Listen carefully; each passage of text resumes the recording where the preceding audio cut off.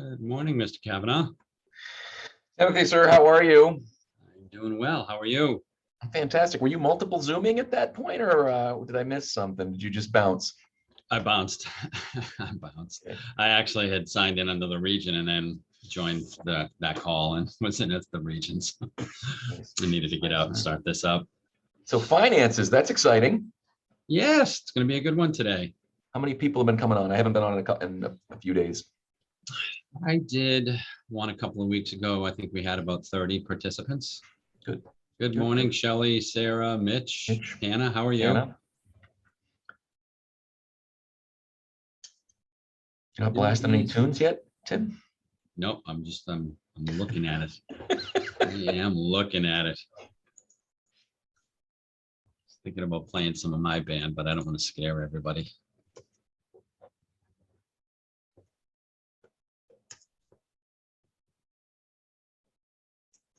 Happy Hanukkah, everybody. Yes. I'm surprised we're classing on Hanukkah. I guess one of the problems with holidays right now this time of year is that if we didn't take any classes during the months of November and December, we'd have very, very few days left to take a class, right? There's so many. This is true. Particularly if they last for multiple days.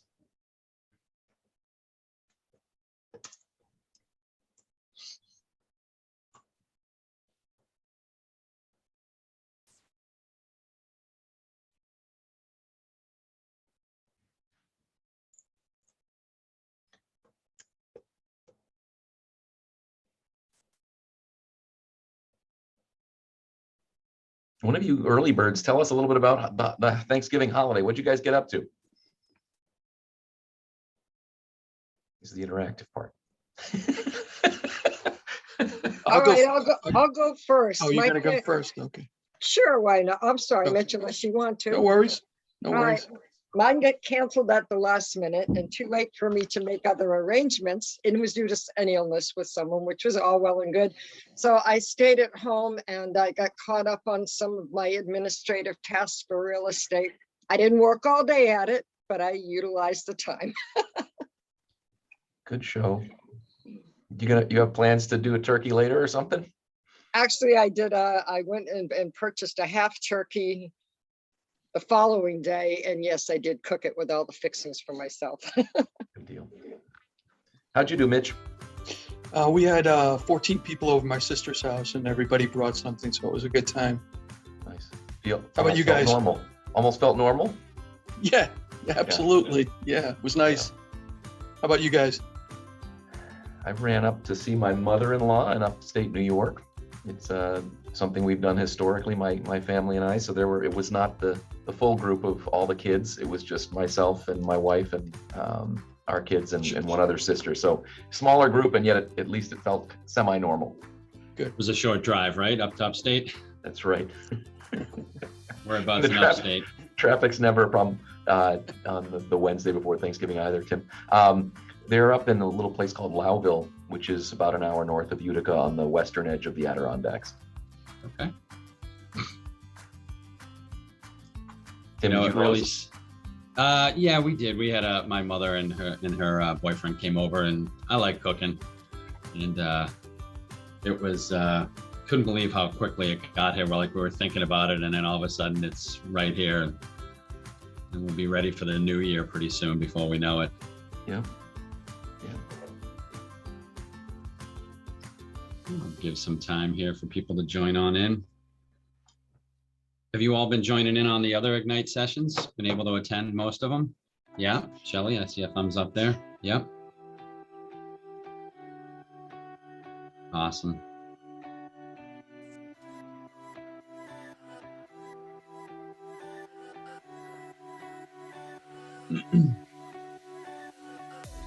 Guys hear the music there or no? Yes. I see Andy. Andy was on my last class. How you doing, Andy? I'm pretty good, thank you very much. And I like that music, by the way. Good, good. I was feeling like maybe we were in an elevator. I wasn't sure. It's a little Muzak for the morning, right? Or maybe we're on hold. Are we on hold with Verizon? What's happening? We're on hold with Comcast, yes. Today is Cyber Monday as well as Hanukkah, the first day of Hanukkah, you guys. We've got all sorts of things happening. There's all sorts of sales going on in the entire technology world if you guys want to go out and buy things. Perfect class to discuss too, right? Buying and finances. That's right.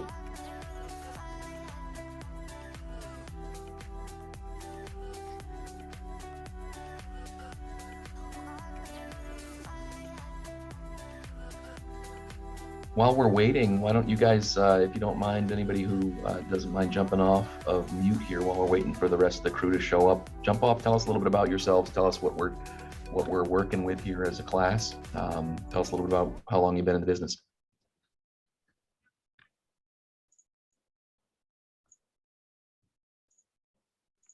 I'll go if nobody Do else it, wants Yeah, to go. go ahead, Mitch. So my background is culinary arts. I graduated Johnson & Wales in 1984 and pursued my career in food service. Ran 3 kitchens throughout my career through 15 years, and decided that I would step back and give my shot at real estate. I've been doing it for 2 months now. So For you. I find it very rewarding. I've done some open houses with some people as a shadowing, and I've taken some buyers around to look at houses. So I've had both spectrums of the scope. Great. Where are you located, Mitch? Warwick, Rhode Island, Right. the smallest state in the union. I had a few friends that went to Johnson and Wales. Sarah, are you flying solo there in that long table there? Or you got more people joining you?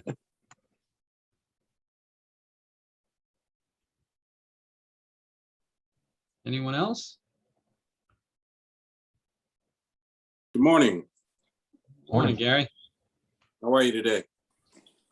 Doing well, and yourself? Pretty good, thank you. Well, my name is Gary McCummings. I actually live in East Hartford, Connecticut now, originally from Massachusetts. I now officially have licenses in both states of Mass and Connecticut. And thank you. And I'm overwhelmed. I'm not going to deny that. Just have to be honest about it. It's a lot coming from the barbering and cosmetology field that I was involved in. It's a lot to learn. A lot of computer work on the computer and things like that, which could be one of my nightmares. But I'm growing and I'm getting more acquainted with that. Over the past 2 weeks of my license being licensed in Connecticut, I just actually went to an open house and assisted. Very large piece of property. I could see why the owner really wanted other people to be there. This place was huge. It's about 3,800 square feet. It was very interesting. It was a wonderful experience getting to meet people and learning how to. My goal was to assist the realtor that was there and to just make her look good, because I didn't want to do anything or say anything that was going to, affect her business. But it was a very wonderful experience. I would encourage anyone who, hasn't gone to one to just go and help out. It's a wonderful way to meet other realtors and to actually get connected with people and learn how to engage, just sometimes by watching and just to let it flow naturally. So we had a really good time. There were 2 other young in the business realtors that were there as well. So we, kind of met, exchanged information, and it was just an all around wonderful thing. Looking forward to doing a lot more of those. That's wonderful. That's wonderful. Anyone else? Yeah, go ahead, Hi. Tom. How are you? Good morning. Good morning, Good everyone. morning. Tom Simjan. I'm licensed in Connecticut and Rhode Island. I do about 50% commercial and residential. I heard the term, they call them residentials now. I've done a lot of land acquisitions, assembling of land in some cities to make bigger parcels to create spaces for hotels and other uses. Done a lot with zone changes, which adds a lot of value to properties. And even zone changes within the same, where you increase the amount of stories that a property can have, it increases the land values immensely. But Tom Simjan, one of my offices out of Middletown, Rhode Island. My home is in Branford, Connecticut, and I service both states, like I said, commercial and residential. Wonderful. Nice to meet everyone. Awesome. Awesome. All right. Anybody else want to share anything before we get this section started of Ignite? No? Well, we'll be calling on you as we progress through this, and you know, being in the festive season and just having Thanksgiving, I'm thankful to be on this call with all of you and helping run through this module of Ignite. I'm even more grateful to be on this call with Mark Kavanaugh, who's a legend here at KW. So tell me a little bit about myself, and then I'll let Mark talk and introduce ourselves. And my name is Tim Shea. I'm the team leader here at Keller Williams Evolution, which is in Beverly, Massachusetts. That's our hub. And then we have 5 other business centers that extend all the way up from Newburyport to Topsfield, to Reading, Revere, Salem, and Beverly. I've been in real estate since '05. I come from a corporate finance and business development background, working with financial institutions. Also dabbled in e-commerce, and I say dabbled, that we have built a couple of high capacity e-commerce sites. So that was my trial by fire in that realm. And I've been the team leader here in Beverly for the last just 2+ years, and it's been a really interesting and fun time to take on a leadership role. I've certainly tried to come from contribution while running my real estate business, and did a lot of training, because what is learning at the highest level? What's learning at the highest level? Anybody care to venture? How about teaching? Yeah, there you go, Gary. There you go. So whenever you want to learn something, go learn it to teach it to others. I guarantee it's going to be more than you're going to ever bargain for in a knowledge base, but you're also giving back. I've also been our technology director here for a handful of years. And again, I'm grateful to be here. And we are joined here as well by Mark Kavanaugh, who is a team leader in an OP, right, Mark? Are you now an operating principal? Yeah, I'm in the middle of a shift. Middle of a shift. Tell us a Yeah, little bit about yourself. Yeah, so I've been a team leader since 2007. I had my license since 1999. I'm licensed in New Hampshire, Connecticut, Massachusetts. I'm a broker. Have been the TL here since 2007, and I'm shifting into the OP role. We are in Leominster, Massachusetts is our hub, and we have business centers basically across Route 2 in mostly Worcester County, a little bit in Middlesex County, Massachusetts. But we cover southern New Hampshire as well, in some kind of not a lot of people areas. And yeah, that's me in a nutshell. I love to train. I love to teach. I love to train, and I love to get energy from you guys. So you're going to have to jump off of mute at some point and actually interact with us, or this class is going to be horrific. As energetic as Tim and I can be, it's finance. And so it may or may not be the most exciting class for you, and it's one of the most important things you can do as a business owner. So yeah, so I'm excited to be here today. Thanks, guys. Absolutely. And so I think we, at some point, I don't see Ben Miles as a Market Center Tech Trainer. I don't see him on here, but he is a Market Center Tech Trainer that's also going to be joining us as well. I want to just, like Mark said, just kind of elaborate a little bit more. You know, we want this to be interactive. We want this to be fun. You know, Zoom is a blessing and a curse at the same time. We get opportunities to be a part of trainings that we would have not otherwise had the opportunity to be a part of. So I just kindly ask every single one of you to take your cameras and put them on so that we can see you. It's the best way to interact here. And as Mark said, if you have any questions during this, we want this to be a fun time. I want you to walk away. We're going to give some breaks during this as well. It's going to be interactive. For those of you that may be on your phone, you want to find a calculator, because we're going to need that at some point today. Otherwise, you're going to use your calculator on your phone. And I just want to make sure that I just see a show of hands. Has everybody been in a majority of the modules, if not all of the modules of Ignite so far? Okay, great, great. Have you all completed your daily success habits? No? Okay. So we want to make sure that we get those done, you know, starting off the day in a positive note. You know, Keller Williams is and has always been a teach yourself how to fish type of company. We pride ourselves on the solid foundation that we provide.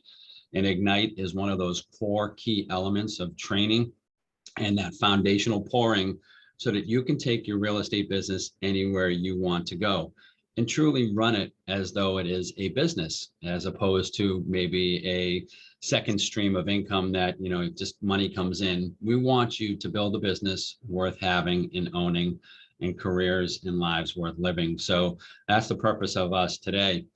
Love to see if anybody's would share what they're grateful for in the so far in this new learning journey. Anybody care to venture? We don't have to call on people. I'm grateful that, I haven't been doing it for too long, but I'm definitely grateful that at least a couple people are interested in taking that big step of the biggest purchase of their life with me so far. That's awesome. I appreciate you sharing that, Alexander. Anyone else? I'm grateful we have the Ignite session. In couple weeks, I was able to join Ignite. So that was, though the information is overwhelming, it gave me a lot of confidence. Wonderful, Anita. Thank you. Thank you so much. Anyone else? Yeah, if I may, I'm grateful for the Ignite sessions every morning, because when I started that almost a month ago, I was so overwhelmed. I didn't think I can even take it. And now, after the 3 some weeks, I'm more confident, and I'm grateful for it. And I'm grateful for the excellent coaches that work with us every morning. So we're gonna be much better in our businesses. I'm grateful for this. Wonderful. Much Andy. better than much better than three weeks ago. So Much I more was much more confident. Yeah, Gary exactly. said something, and you just tapped into it. Getting into this journey and getting involved in real estate it can be overwhelming. And especially when you come through with a company such as Keller Williams, there's a lot of information, which is why we teach it the way that we do. We want to be able to compartmentalize it so that you can focus on key core elements, but understanding full well. Don't be afraid of that overloading feeling, because, and Mark, I want you to chime in too here, because I know that eventually that knowledge base starts to get greater and the confidence starts to build, and that anxiety with getting so much information starts to become part of your soul, and you start to understand a little bit more. And that's really the purpose of this. I remember, starting off in real estate, and I was like a fish out of water. Mark, do you remember those days? I do. They seem very recent, actually. And yet I look back and it's been 20 plus years. And yeah, 100%. Here's what I will say. I've heard 2 or 3 people, when they unmuted, use the word overwhelm. And Tim just brought it up again. What I will tell you is that I would encourage you not to be overwhelmed.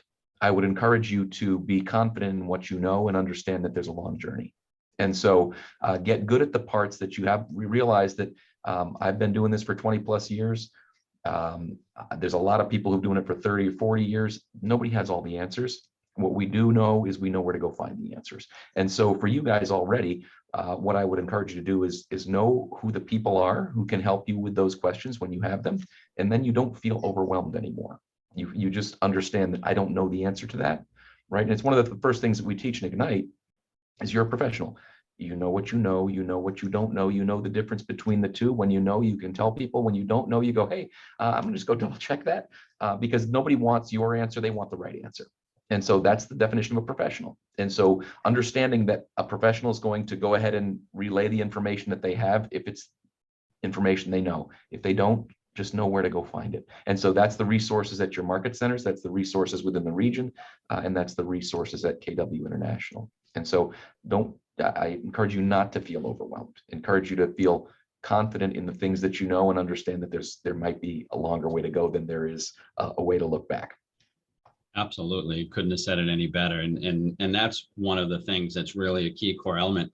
don't think that you have to have all the answers. And one of the things that I always say, even as a TL, when I have agents coming to me and asking a question, I say, look, I don't know the answer, but I can guarantee together we'll be able to find the answer. And I think this is applicable in your business. Don't feel like you have to have every answer, because you will have the resources to find that answer. And I know that your customers will appreciate that better than trying to come up with some possibly incorrect answer on the fly. So well said, well said.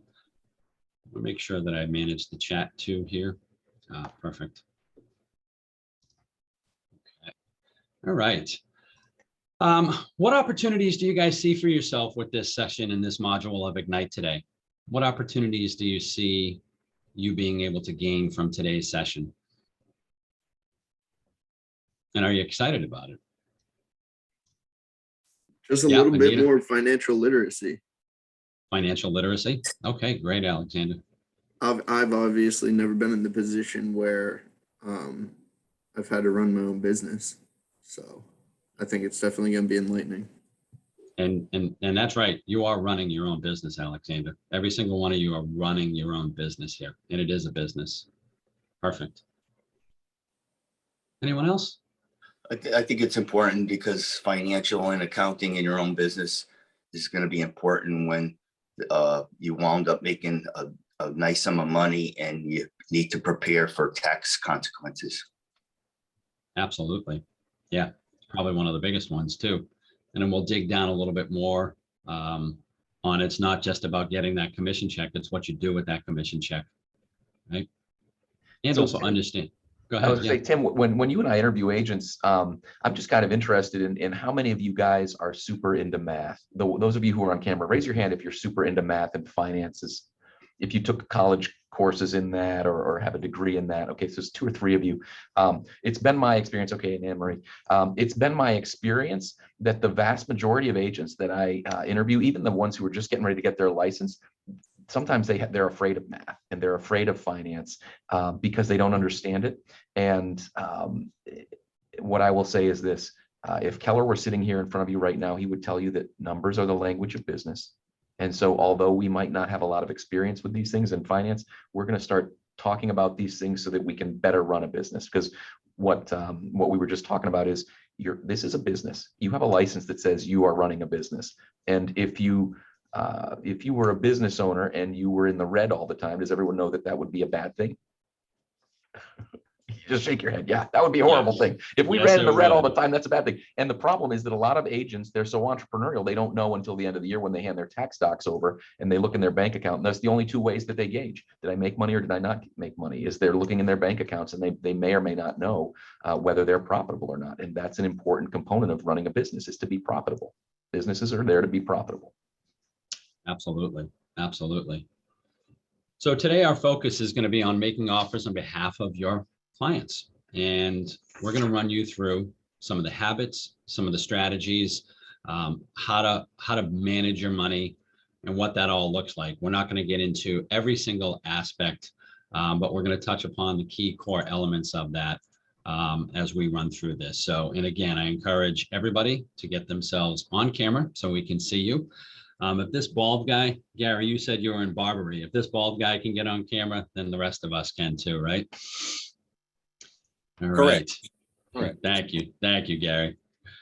So what do successful agents do every single day? They grow their business, and by doing the following activities. They lead generate for buyers and sellers. They make seller listing presentations and get listings. They make buyer presentations and get listings, and they preview real estate. And then what do they do for running their business every day? Because they're 2 distinct things. You build. They build. Yeah, absolutely. They build. They market seller listings. They show buyer houses. They negotiate contracts. They transaction management to closing. They vendor management. They work with their vendors. That's a huge one. They set goals. Can't be any more specific about setting goals, because without goals, what are you striving for? And we're going to walk you through some of those strategies as well. We deal with compliance because it's not just about getting your real estate license. hanging your license and then just watching money come pour out of the sky.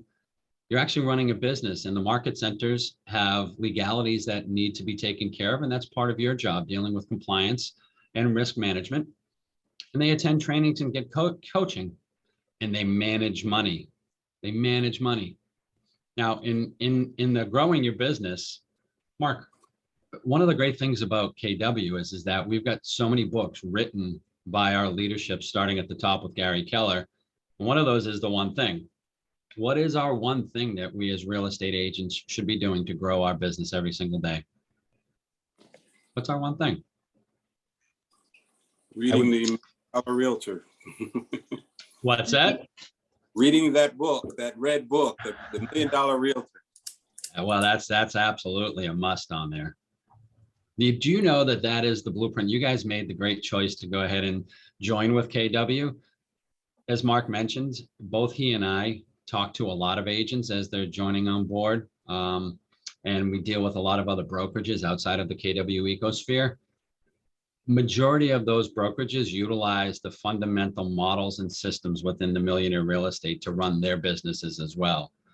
So KW is the place that built these models and systems for you, so much so that other brokerages actually use it as the foundation for their business. So anybody still want to know what that one thing is? Lead generation. Yeah, there you go. Yay! There you go, Anita. Lead generation. Anita wins a prize. Yeah. I always give this example, and forgive me for giving it, but who's here seen Willy Wonka and the Chocolate Factory, right? Everybody seen that movie? All right. So the notion somehow is that all these ingredients go into that machine. It clunks, it spits, it shakes, it smokes, and out the bottom come these golden wrapped candy bars. Just happens, right? So our Wonka machine is the systems that we provide, but in particularly command. And the ingredients that go into that right off the bat are leads, your sphere of influence, everybody in your circle, you pour that in. And then it becomes, how do you feed that machine on a regular basis so that the machine clunks, it spits, it shakes, it smokes, and out the bottom come these golden wrapped candy bars in the form of, hey, Mitch, this is Tim Shea. Thank you so much for sending us information for the last 6 months. It's time for us to sell our house. Can you come and meet with us? You're going to hang up the phone and schedule it.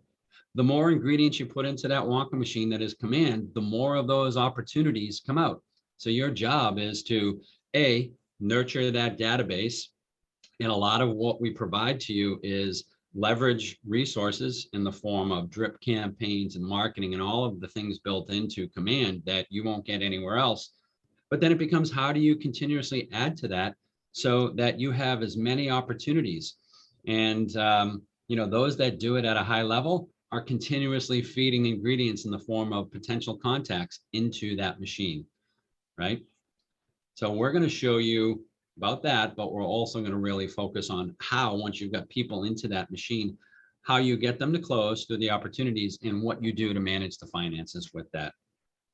So our goal today in particular is to teach you habits to build a financially sound business. We'll be employing techniques and models used by the most successful real estate agents for managing how each commission check is handled and how we can use our money to build a bright future for ourselves in real estate. Any questions before we move on? No? Okay. So I want you to think back to the classes that you took to become a real estate agent. Do you guys remember learning how to handle your finances as an agent while studying for your license? No? Right. So for the most part, that answer is a flat no. We remember all of these other things so that we can prepare for the test, but there was no understanding of financial basics. And in fact, Mark will concur that a lot of the stuff that we learn studying for our exam, very rarely do we utilize that in the course of our day in and day out business. So today we're going to dive into practices that put you in place so that you can ensure you have a financially sound business and you can fund your big life, your big why. Make sure I check the chat. Okay, no problem, Sabrina. I'll watch the chat for us, Tim. I'll keep an eye on things. Awesome. Thank you. Thank you, Mark. Sabrina has an exterminator coming by the house, so don't worry about that, Sabrina. Yeah, and throw on your camera when you can. Yep, absolutely. Particularly those of you guys, I see there must be a lot of people in the shower right now, Tim, or maybe not wearing pants. So when you get your pants on, go ahead and put on your cameras, and we'll see you then. There you go. There you go. We had our first, I'm a president of our local association. I know, Mark, you have been as well, up here in the Northeast, and we had our annual installation. And it was the first gathering in the group of about 200 people that I was presenting to, and I felt like it was really odd. So I had a screen print on a very large poster board of a Zoom meeting, and I stopped the meeting and I just put it up there and felt more comfortable. Then I took a pair of pants and put them over the podium. It was kind of funny. It kind of had to be there. Love it. So, all right. So Keller Williams is known for models, systems, and technology. So naturally, KW offers powerful tools driven by technology to help you pursue your personal and business goals. I'm going to use the proven models and the tools, as Gary said, of the Millionaire Real Estate Agent to have a smart and sound business. Now, I want to take a poll of hands. Has anybody read the Millionaire Real Estate Agent yet? Reading.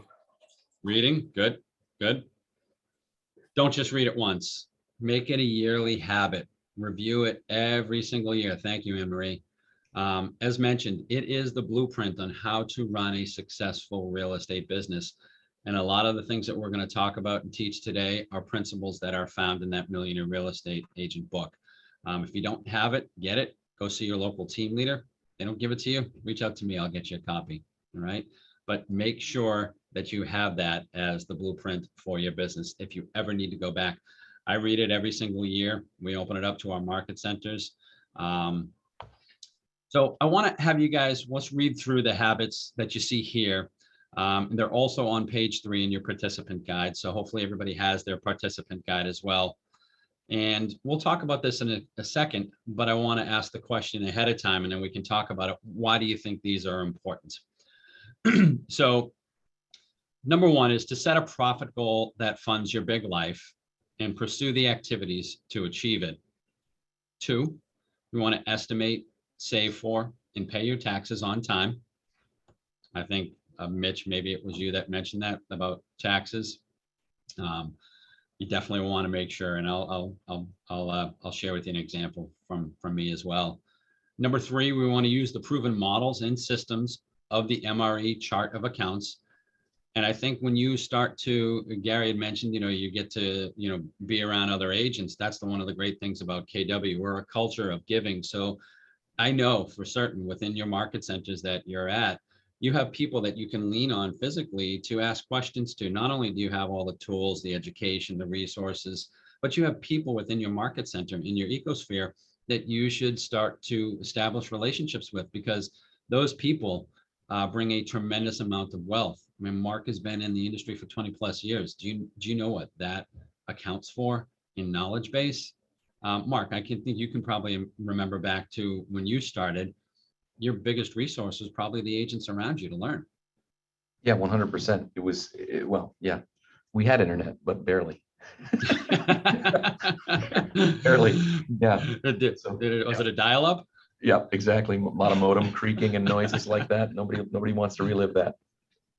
Absolutely. So number 4 on this is to be fiscally savvy by reviewing your financials monthly. You want a goal set. You want to take a look at your financials monthly and truly run this as a business. You want to be able to pay yourself a salary, and you want to prepare for a financially secure future right now. And why is this important? Why do you guys think this is important? Any of these elements? Pick one. Let's hear from you. Well, if you start with a good foundation, you can grow your house, so to speak, from there. Absolutely, Mitch. Yeah. And you'll hear me, and Mark talks about it too, is that we want to establish a solid foundation. As you start to grow in real estate, maybe some of you know this, but I don't know if you've heard of what is a rat slab. It's a very thin foundational thing that a lot of ranch houses are built on. But when you start to add on to that, that rat slab can crack easily because of the weight. So we want you to build a solid foundation, absolutely, so that you can take that business anywhere and pile on it as high as you want. Thank you, Mitch. Yep. As we So look I'd at say these- that, Yeah, as we What's look at that? these two, Tim, what I want to point out is that they're in the order they're in for a reason. Mhm. And so as you look at number one, it's I need to know where I need to get, where I'm headed. Because if I don't have that, I don't know, I don't have a map. And so I need the map to know where I'm going so that I can design the plan to get there. It would be like, you know, if you were to say, I'm going to drive to Florida from here. Well, if you don't know where Florida is, you just start driving in the wrong direction. Business is like that. And so we need to know what the goals are. I need to make, by the way, everyone always throws out $100,000. So I hope your number is at least a little bit different than the $100,000. And yet 100,000 is fine if that's what it works out to be. And then we need to make sure that we make enough so that I can keep the 100,000 by paying the taxes. And I'm fairly passionate about this one because I've been in the business long enough to see a lot of agents suffer through the tax guy showing up at their door and them not having the tax money. And so if nothing else gets through you in this entire financial class, I will tell you this: when you earn a commission as a business owner, the money is not all yours. Some of that belongs to somebody else, and his name is Uncle Sam, and he's going to come get it from you. And so I want to make sure that if nothing else, if you got this, don't spend all that money. It's not all yours. And I know we're going to get into that a little bit later, but number two is number two for a reason. You're spending somebody else's money. So don't do that. Absolutely, absolutely. And that will be talking about my first year in real estate, and I'll talk about that in a little bit. But without a goal, you're just striving for something that you don't even know what it is. And you'll hear a lot in all of the trainings and all of the tools that we provide about proper goal setting and utilizing the money in the proper way. But I think one of the other things too is that most agents confuse income with profit. Just like Mark said, it's not profit. Profit is after everything else is paid off. Most agents don't save for and pay taxes on time, like Mark was talking about. I also don't make use of the proper tools available to them. And again, KW is venturing into a time in the real estate industry where there's a lot of disruption going on. So you're joining into the real estate world at a very unique time. Some of the future road is paved and ready to walk on, and some of it's still not paved yet. And you've chosen to join in business with a company that is leading the pack on where the future of real estate is going. And one of the many things that KW is founded on is doing the right thing. It's about getting into strategic business relationships with any vendors that honor our data pledge. So you're at a company that allows you to earn 100% income. You're working with a company that will share in the profits if you so choose to desire to partake in the profit share system. What other company shares that profit?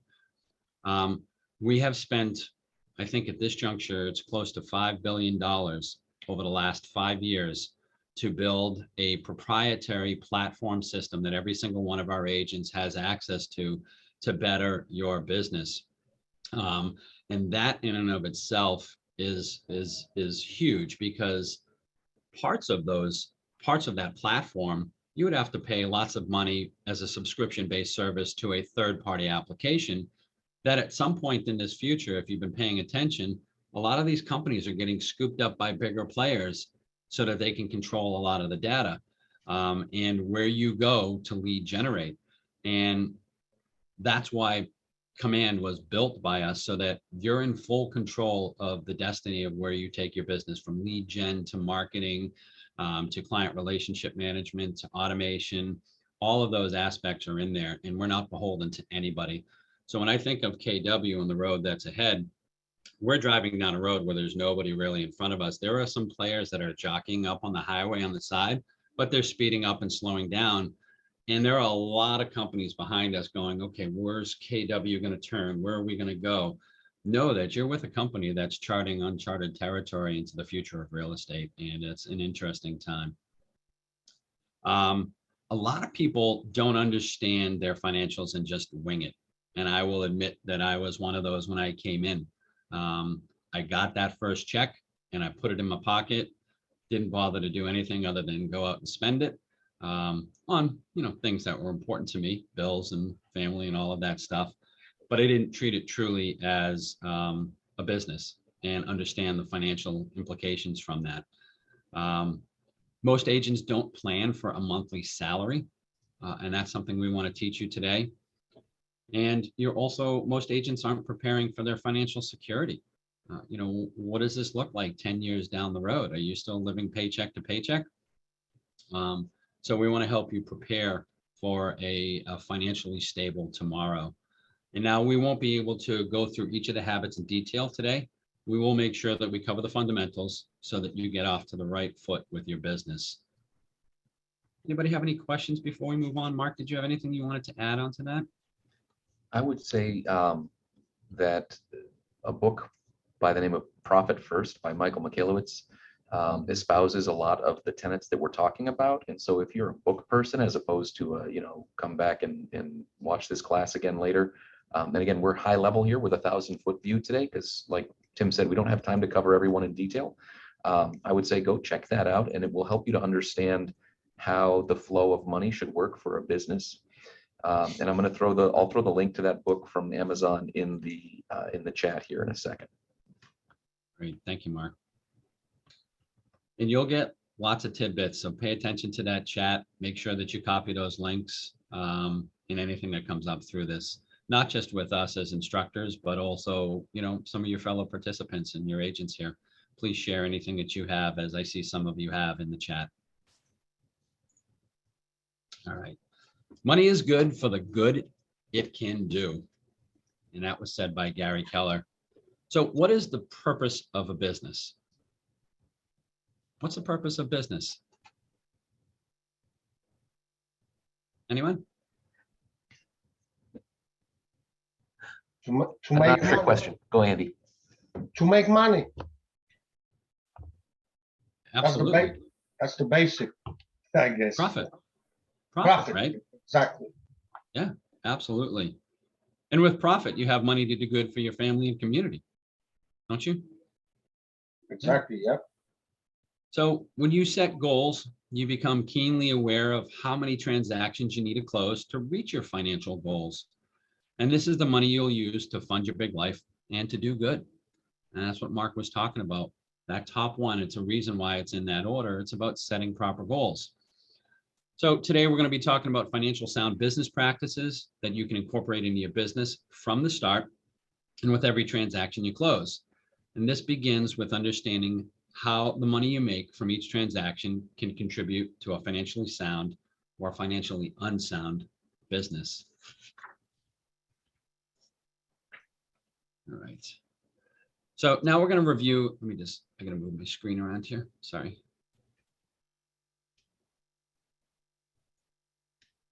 Here. All right. So we're going to review two scenarios on page 4 of your participant guide. And these scenarios represent a transaction closed by a solo agent, Jessica Campbell, where she closes on a home and her share of the commission is $9,000. So is the $9,000 commission check Mary receives profit or owner that Jessica received profit? Is it profit or income revenue?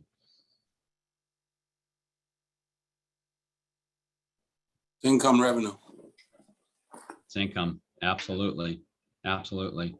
The profit's what's left over to fund your business, your taxes, and your personal lifestyle. And it's important to know the difference between income and profit. So what do you use profit for?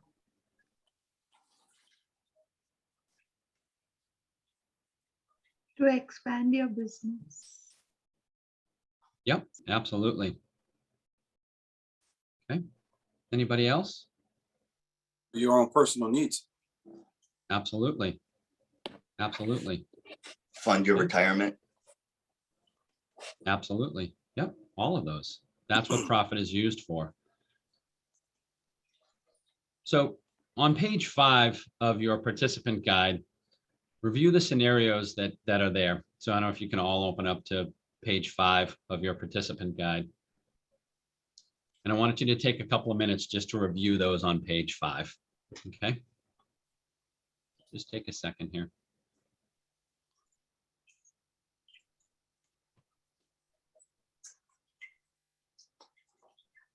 Right. So sold commission was $9,000 paid to the order of Jessica Campbell. Okay. Personal bank account, she put 5,000. So we're going to talk about that 5,760 in a second. Put into her bank with 0 business savings and 0 tax savings. And in Jessica's wallet, she had $5,670. That's a typo. Right. It meant 5,760. It's the same number. Oh yeah, 760, yeah. Sorry about that. And then on the other side, we have the same $9,000 commission. After company dollar and royalty taken out, she has $5,760. And she put in her business bank account $1,128. Okay. In her personal bank account, $4,032. And let's take a look at that. So on her tax savings account, she took out $1,613, where she funded for state and federal taxes, $996, and self-employment tax, $617. So ultimately, Jessica's wallet received $2,419.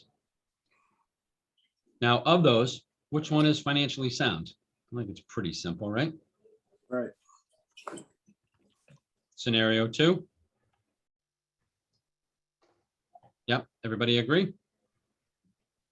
I know this seems simple, but I really want you to pay attention to it, because when it comes time to you receiving, if you haven't, your first commission check, the power that that check is going to have to put that all into your bank account is going to be overwhelming. You're going to have probably a bigger check than some may have received at one point in time, but it's really important that you use scenario 2 to make sure that you're putting proper tax savings aside. So in this scenario, Jessica is saving 40% of her income for taxes. And this may be a high number, but it's best to check with your personal accountant to determine the rate which you should save for taxes. You know that a lot of the mantra is 30%, 33%. Definitely check with your accountant, but if you're unsure, it's always better to be safe than sorry. So in this example, 40% got put aside for taxes. Guys, I want you to think about this. Okay, just imagine that you're a solo agent and you get to the point where you're doing a transaction a month. Okay, and I want you to look at scenario 2 and the tax savings account where you're taking it and putting aside $1,600 per transaction. Okay, multiply $1,613 because you're doing one transaction a month times 12. And that's how much money will be in that savings account at the end of the year. And now I want you to imagine that you did it the other way and you put it all in your pocket and you spent it, because we see this happen all the time. And so I'm just going to multiply that out, 1613 times 12. And here's the problem. Come April 15th, when the tax guy's looking for you, he wants $19,000, $19,356. And here's what happens come March when you start figuring this out, is that you have to run and close 2 more deals just to pay for it. In fact, it's more than 2 more deals just to pay the taxes. And so agents get stuck in this rut of, I spend all the money, rather than just saving it up front. And if you understand how savings accounts work, where, you guys have heard of like a Christmas club or something like that, where people historically used to take a certain percentage of the money, or if they're doing it for retirement, they take a certain percentage of the money and it goes away before they even have access to it. And that's how I want you to behave. Behave as though that money never even showed up. And when it goes into a different bank account, you don't have to worry about it. So instead of you going and scrambling to do 2 transactions come March and April, or getting in tax jail, you have the money because it just disappeared and you just made do with the money that came in. And that's scenario 2, is behaving like an adult and behaving like a business owner. Yep, absolutely. And I wanted to kind of share with you my scenario on my first year. I ended up owing approximately that much, and out of each of the commission checks, I barely put any money aside. And at the end of the year, I ended up owing Uncle Sam about $20,000. The government's not going to give you a break on anything. They may get into an installment agreement, but you don't want to be in that situation because there are so many other tentacles.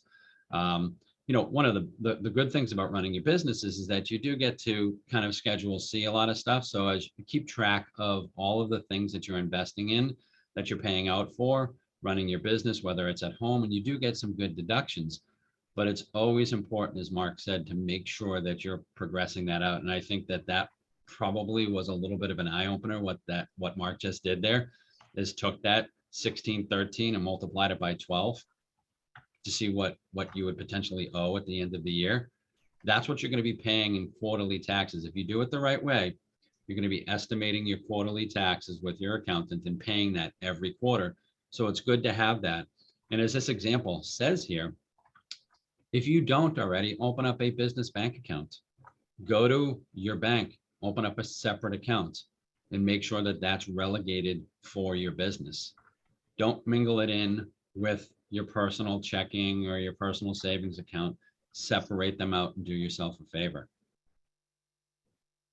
So again, most agents receive little or no guidance on how to handle their first or any commission check and end up in scenario 1 with no money left over to pay their taxes and a life that they still need to fund. So it's better to get off to proper habits from the start rather than trying to employ them a year or 2 down the road. Right? Mark, do you have a separate account when you were in your business? Separate those out? Not when I started. And as I learned, I did. Now, I will also say this, if you were to go on any browser and type in self-employment tax deductions, that would be a good place to start, because most people also have no idea what they're supposed to be writing off. And so if I took 40% of every dollar I earned and set aside, that would be good, because I would have way more than I'm going to need. But my tax advisor would tell you, if you're paying the full 40%, you're missing the boat, because there are legitimate business expenses that you should be writing off. And remember, you're paying the business side and the self-employment side. So when you're an employee, the business pays a percentage of taxes for you. As a self-employed individual, you're paying both sets of taxes, the business side and the individual side. And so you just need to understand that that's a big number. And if you don't write things off, you'll pay the full boat. And that's not in the best interest of the business itself, because there are legitimate business expenses. Another book that I would recommend, by the way, to understand, by the way, if Keller were sitting in front of us right now, guys, he would tell you that there's a few things that you want to spend money on, and it's money well spent. Those things would be professional advisors, tax advisors, attorneys, things like that. Those are people that you need in a business. And so just understand that if you're doing your taxes yourself on TurboTax, that's cool. And you probably are spending more in taxes than you need to, and you're likely increasing the chances of audit risk. So, and that, again, as long as you're being legitimate in your business expenses, that's fine. If the audit happens, what I will tell you is this: I just don't want to go through that experience. So I will spend, the money to have an accountant advise me on, here's how much money you should be setting aside. Here's legitimate business expenses. But let me go back to the Googling something and finding out what you can be writing off. You need to start from the beginning. So you need to be tracking those things now, because otherwise you'll get to the end of the year. Again, let's say it's April 15th and I did a deal per, you can look down and go, oh, well, I should write these things off. And now your accountant says, well, do you have documentation to prove that in case the IRS comes? And you go, Oh, no, I didn't know I needed to have that. Yeah, you do. You need to have that proof. And so there's legitimate expenses that you can be written off and you need to track it. And that starts like now. Yeah, absolutely. And you know, while I don't want to encourage people to, you know, get credit cards or get into debt, it might be worthwhile to get a business credit card so that you're running everything and keep everything directly on that statement. Otherwise, invest in or check with your market center on a good system to run a profit and loss. Get involved in those classes and understand the financial basics. One of, for a lot of you down in the Connecticut area, Matt Erdeman is our regional director, and he runs a RE Profit. And that's a system where you can just connect it directly to your bank accounts. You can pull out, and at each quarter, you're able to just pull out all of your expenses. I would imagine that this pandemic has, in part of the intrigue of becoming a realtor, is the ability to run it from your home. Well, you have a home office deduction too. So wherever you run your business out of your home, you can utilize that room as long as it adheres to specific standards, and you get a portion of all of those expenses. So as Mark said, know those itemized deductions and know how to take advantage of them. All right. So in this example, a financially sound business example was one transaction, $9,000 commission check, $5,760 net payment check. Jessica put $2,419 in her pocket, and expenses and taxes were accounted for. Okay. And this is what we're aiming for with this class, for you to understand and embrace a smart model that grows your business, pays your taxes, and funds that life that we know you all want from this career. Now, I already gave you my story. Don't be a Tim when it comes to taxes in your first year. Okay. So don't be a Tim. Remember that. Don't be a Tim. I've certainly learned my lesson and learned it the hard way. And pay the $200 to $400, like Mark said, to get a certified public accountant, get into a relationship with that person, and they'll be able to estimate out for you what you should be paying on a quarterly basis. Okay. All right. Before we move forward, any questions? Anybody have any questions? Okay. We get 10 more minutes. We'll take a quick break, and then we'll come back, let everybody do what they need to. So building on the financially sound business examples we just reviewed, I want to take a look at some of the models presented in the Millionaire Real Estate Agent, or the MREA. All right. The MREA percentages that are seen here come from studies of the best practices of hundreds of top agents. Percentages are important because they help you evaluate the health of your business. The idea is to drive 40% to the bottom line, a huge margin compared to any other business. And here we've given you an example of a $10,000 commission check to help you visualize the economic model. Now let's, this detail, by the way, I'm just moving my screen around here, is on page 157 of the MREA. What do you guys think about this model? Any thoughts when you're looking at this?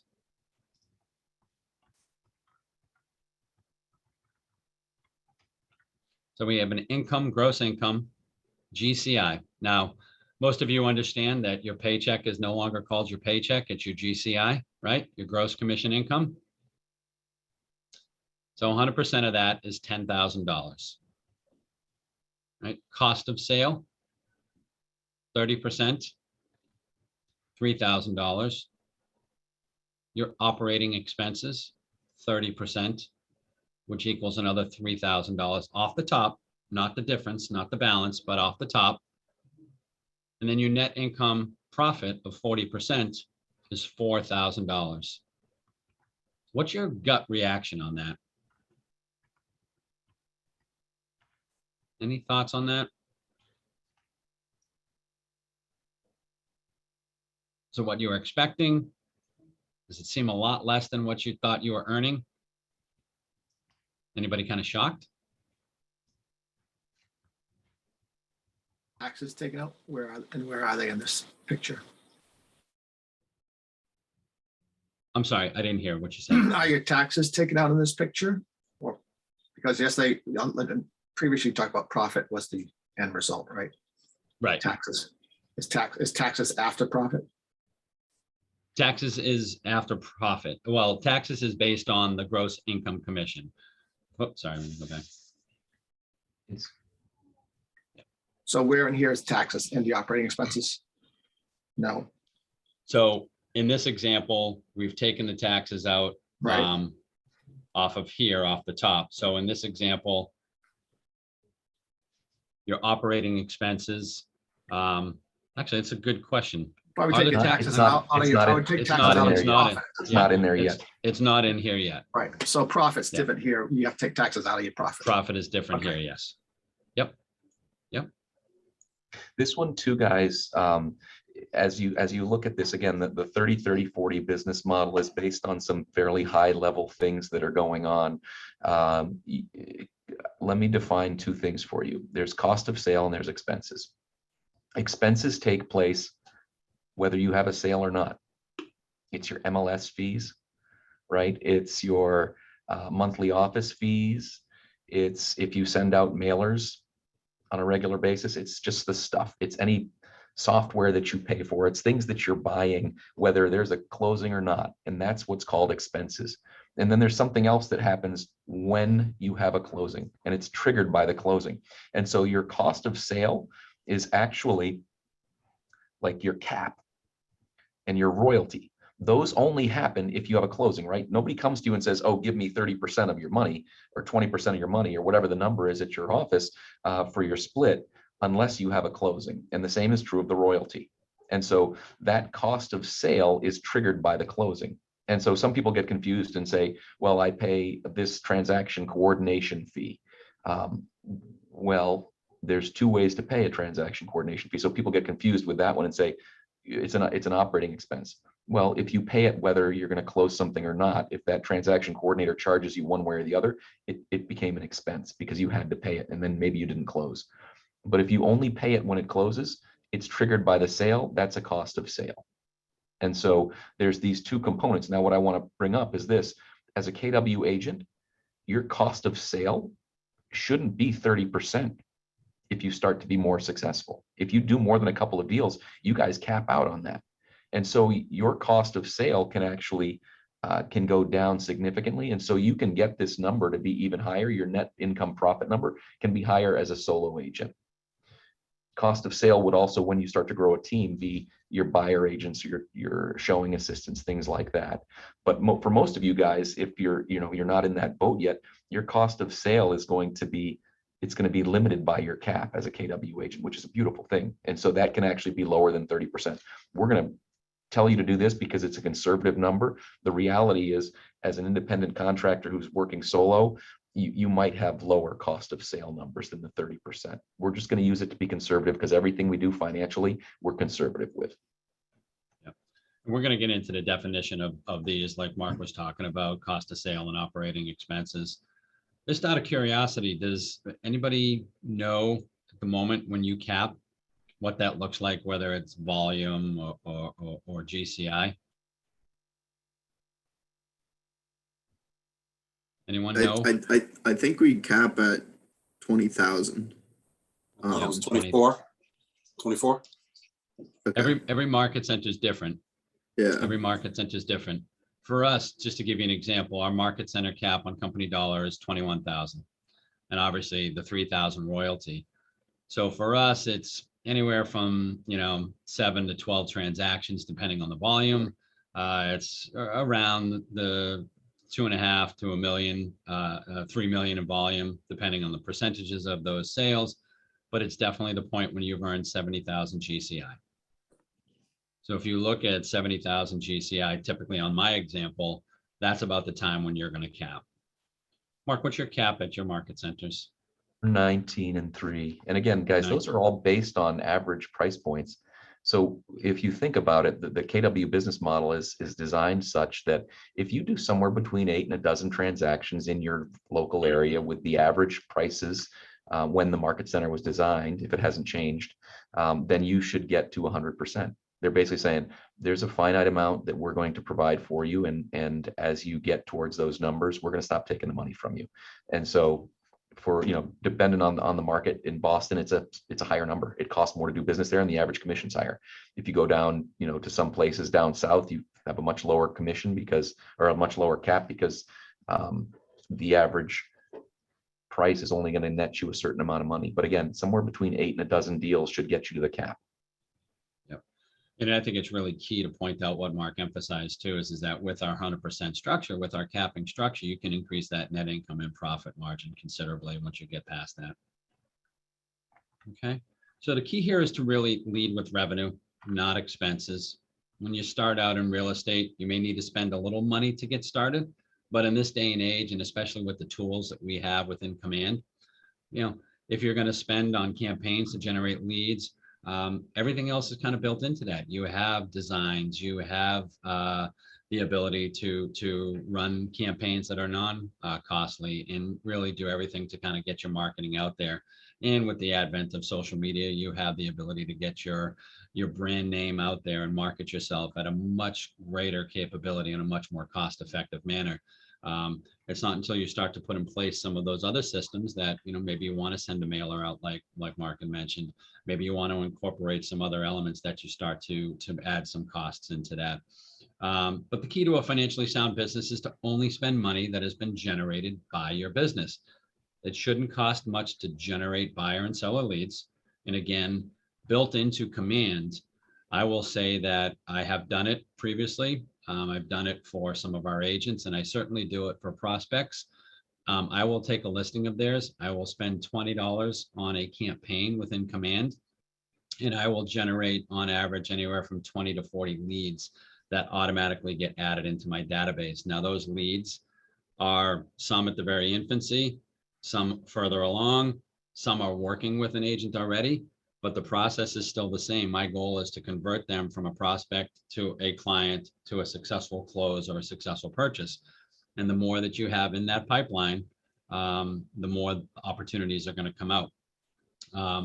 So if you're working your database every day, that is probably one of the biggest elements. And our goal within Ignite is to help you realize that by keeping costs low and working your database so you can generate a tremendous amount of your business for very little money. All right. Let's take a 5-minute break right here. Let everybody use the restroom, grab a drink. We'll come back here in 5 minutes and we'll continue on with the flow of money. All right. Any questions before we take a quick break?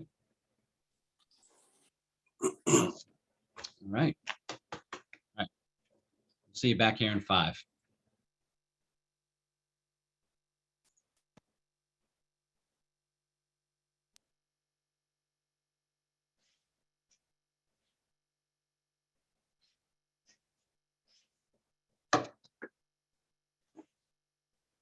You getting on that KW prep today, Mark? It's my intention to.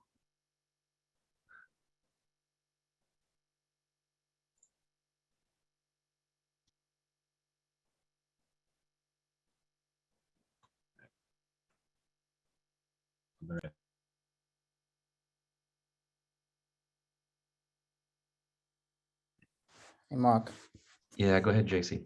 do you know when is that class being taught? Yeah, so it comes to the region. I haven't seen it recently. We're talking about Market Center Financials, guys. And so there's a course called Market Center Financials, and it goes over how the Market Center runs its business. One of the things JC and I were talking about is the different accounts that you might have.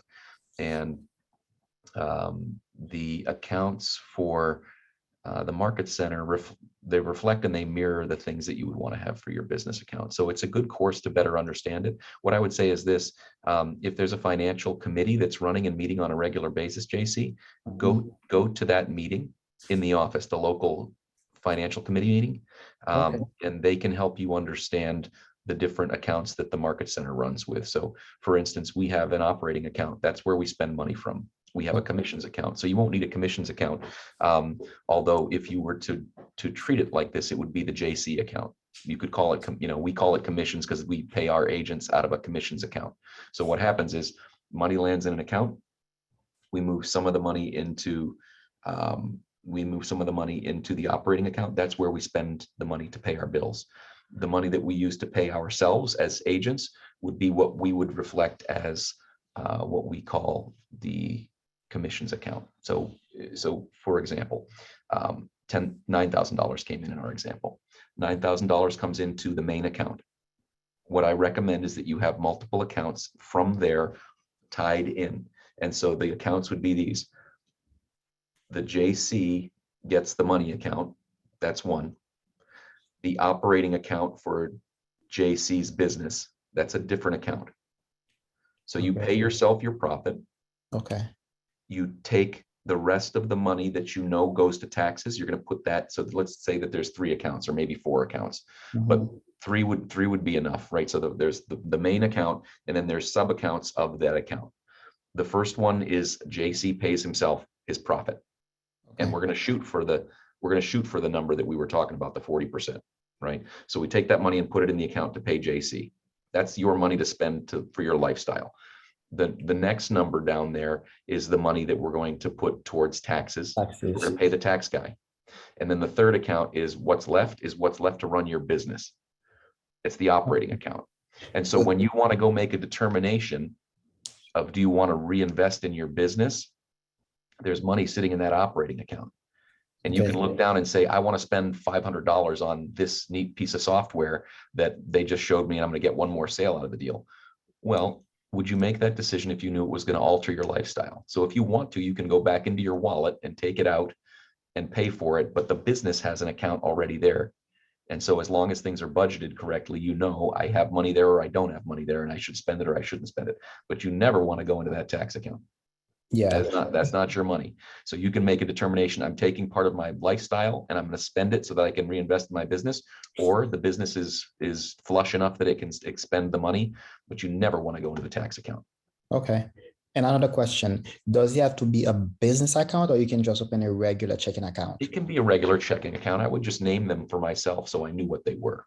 Okay, because I have Chase, you know, because I like to keep everything condensed in one place. I don't like, you know, Bank of America, TD Bank, guys. So I can go there and say, oh, I want to just open a regular checking account. And then I know this one will be only for real estate purposes.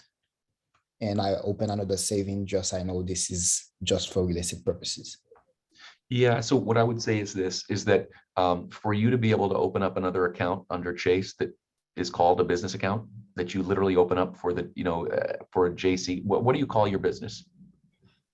What do you mean? What do I call my business? Is it just your name? Yeah, because Okay. I'm a solo agent. I don't have, you know, Yep. a team or anything like that. Yeah. So by the way, guys, Tim nor I are tax advisors, nor you know, attorneys, nor anything else. So that's a disclaimer. And what I will say is this: you can go set up a DBA fairly easily and call it JCD Business Group or something like that. Now with that DBA, you can go open up accounts, and it's going to say it's still going to be yours. It's just that if ever there was a time when they said, you know, if someone was to audit you, you could be very clear about where money comes in and goes to. If it's all tied into you, JC, the actual JC, then it's not as clear that you're running a business. And so if you start behaving like a business owner and acting like a business owner, it's much easier for you to point at those accounts and show specifically where things are happening. So it's not hard to open up accounts. So I would recommend at some point, you know, you can attach, you want to have your personal account so that you can move money back and forth if you need to. Actually, some people don't, by the way. They just prefer to write themselves a check or Venmo themselves from a different account. And then so this is all business, and then they move money over, just like the market center would, because then there's no chance you can commingle things then. Okay. All right. Because I am using my bank account, my personal checking account. Every time I get a check from my broker, I just put it in there, but I keep all the stubs, and I use Everlens. I take a picture of it, put it there, profit, loss, what I spend on gas and cards, business card and everything. And at the end of the day, I do the CCV and I send it to my accountant, and then he does everything. But I keep every single receipt just in case. Yeah, I don't throw away anything. Yeah, that's good. But I'm gonna take that class and open up another checking account and savings account just for Uncle Sam and to do business expenses and everything. Thank you. Thank you. I really appreciate that. Yeah, and again, guys, the what we're talking about here, we're going to talk about a little bit more at length in the flow of money. It's the next exercise. What I will say is this, that book Profit First, I don't know if you caught this, but what I said is the first thing you do is you take the profit and you put it in the profit account. We've already determined what that's going to be. So if we know what the profit should be, 30, 30, 40% should be coming to the profit. We can take 40% of that check and put it there, right? And again, of that money now I can break it out into where the rest of that is going to go and cut the expenses. But again, Michalowicz actually draws, these are the handful of accounts, because you can do it slightly different ways. And I don't want to confuse everybody with how, because somebody made a good point, the taxes weren't designed into that one. We want to make sure we pay those taxes too. Because that's a big number. We got a minute left. Tim, is that correct? Yes, and I just saw your message about getting Anita the material. Yeah, she's got she's getting a message that says update something. I sent her the link, but that it wasn't working because she needed to update maybe her iOS or something. I'm not sure whether she's running a Mac or. It's not opening the link.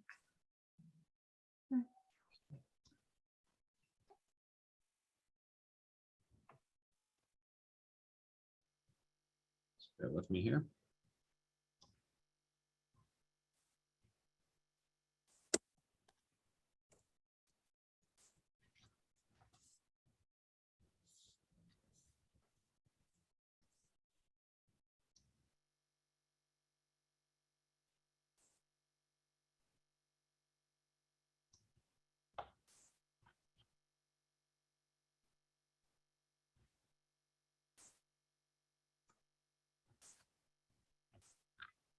So we are back. Tim, can you share the slide again? I think we're on flow of money. Welcome back, everybody.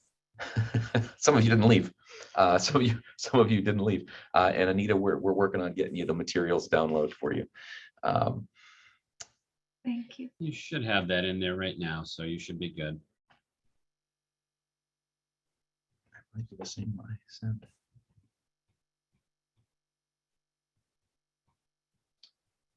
A second here.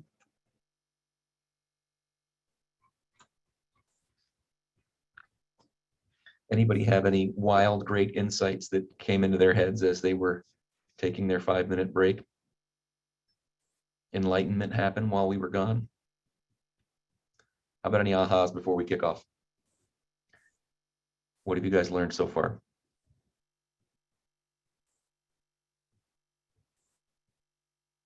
Gary. Well, for me personally, I've already been putting a lot of this into practice. Owning my own business for several years. For me, QuickBooks was an awesome resource to help me learn how to deal with that profit and loss. I can basically manage all of that so that when I meet my accountant, she can ask me at any given time where what deductions or whatever. Did I freeze or did he? I think Gary froze. Gary, you're frozen, buddy. What are the? There you go. You're back. You're back. I'm back. I don't know how much you heard, but I was just saying that early in business ownership, I learned to utilize QuickBooks. And it helped me understand the profit and loss.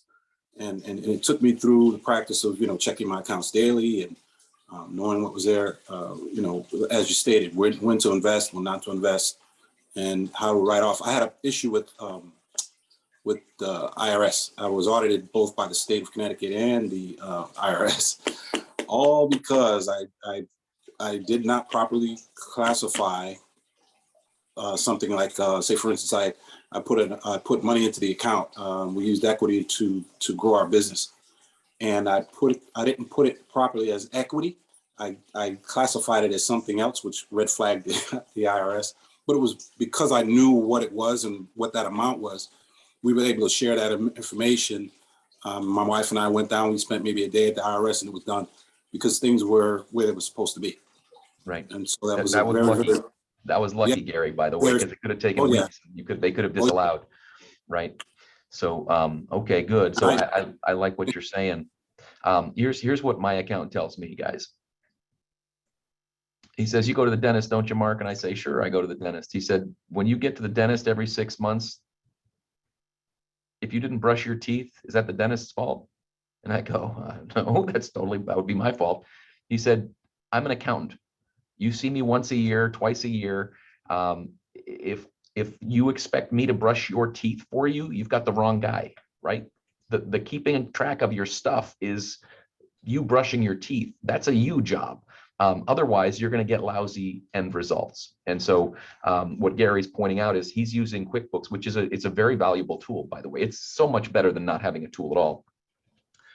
And it can help you run a P&L. It's just not as good at taxes and understanding the tax code and the importance of independent contractors and self-employed as it is for vanilla taxes. And so what I will tell you is that it's better than you trying to crunch the numbers yourself initially. And then later on, at some point, when you're starting to earn enough money, you need to invest in. I would encourage you to invest in yourself. So the flow of money. So let's work on this, guys. We have some key percentages, right? And we understand that the economic model is there in the MREA or the Millionaire Real Estate Agent book. By the way, I'll throw in the link in a moment. The Millionaire Real Estate Agent actually has a chart of accounts that shows you how much and what percentages you should be spending on things. If you want an easy button for that, I know Tim already mentioned RE Profit does that for you and kind of shows you what you should be spending on certain things as based on what income level you're at in your business. But there's a download on the Millionaire Real Estate Agent page of Keller Inc. And it actually has a download of the chart of accounts that you can actually use to import into QuickBooks or whatever tool that you use. So if you can properly categorize things and know what your business expenses are. So we'll get a link to that in the chat in a moment. But now that we have those, let's take a look at where the flow of business goes. Can you hit the next slide for me, Tim? Okay. So here's how money works, right? The flow of money. Take a look at this here. We've already said that the goal of a business is to what? The first thing we heard was to make money, right? So, and there's another term we use for that. It's the bottom one there. So this is not a trick question. Somebody pop off the microphone and tell us what's the darkest one down on the bottom of this funnel. It's not just to make money. There we go. Because when we make money, that doesn't always mean that we profit. And so we want to keep that in mind. We could make a ton of money, and if we spent it all as expenses, there's no profit. And the purpose of business is to profit. Right. And so we've got a formula right here.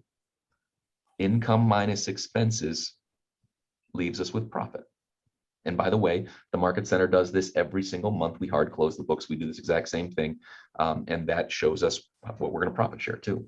So one of the things that JC and I were just talking about in the break is that if you want to understand finances better, join the financial committee at your office. They will give you an education that's worthy of a master's degree. So while the formula to calculate this profit's important, it is not the model that we use to set and track our profit goals every month, every quarter, every year. Instead, we're going to ask ourselves some strategic questions so that we can do that. These are found on page 7 of your participant guide. So thank you, by the way, Tim, for the throwing that in the links. Page 7 of your participant guide. So here's the first question. How much do I want to make and have in my bank account at the end of the year? That's question number 1. That's the I need to have the map, the GPS. The second one is how many houses does it take to get to that profit goal? And then the third one, how can I minimize my expenses to maximize my net income? How can I pay less in taxes? How can I spend less money? And by the way, one thing that I want to point out is that you cannot save your way by not spending money to profitability. It can make your profit better. And yet that's, you can't save enough money if you're not making money. Even if you saved every penny and you didn't make any money, there's no money. So you can't save your way to hitting your goal. You have to make the money and then save as much as you can. So does anybody have any questions about those numbers? The income, what goes in, subtract your expenses, those are your business expenses, and then what's left is your profit that you're allowed to keep. And then flip it on its head over on the other side. The profit is what's your goal, because we start with the end in mind. We figure out what our expenses are. And that tells me how many houses I have to sell. Does that make sense to everybody that we're going to look at it that way? Okay, everybody just at least nod and pretend. Yeah, good. Okay, so let's move on to the next slide. So this is income. Where does income come from, guys, in real estate? This is on the slide. Someone can tell us, but I'm not going to move on until somebody comes off the microphone. Right there. Sales income, Alexander, keep going. What are they? What kind of income is it? listing income, sales Yep. income, referral income, and leasing income. Why do we differentiate between those things? Because they're different categories of real estate. You guys think they might have different expenses associated with them? Oh, absolutely. Okay. Yes. 100%. Guys, we look at these things because we know that if we're capturing, so these are each a bucket, right? And some of you, by the way, might choose not to be in some of these buckets. Some of you might be on a team and your job might not entail being in part of these buckets. What I will tell you is that there's 4 different buckets that we're looking at. There's the listing income, which means I took a listing.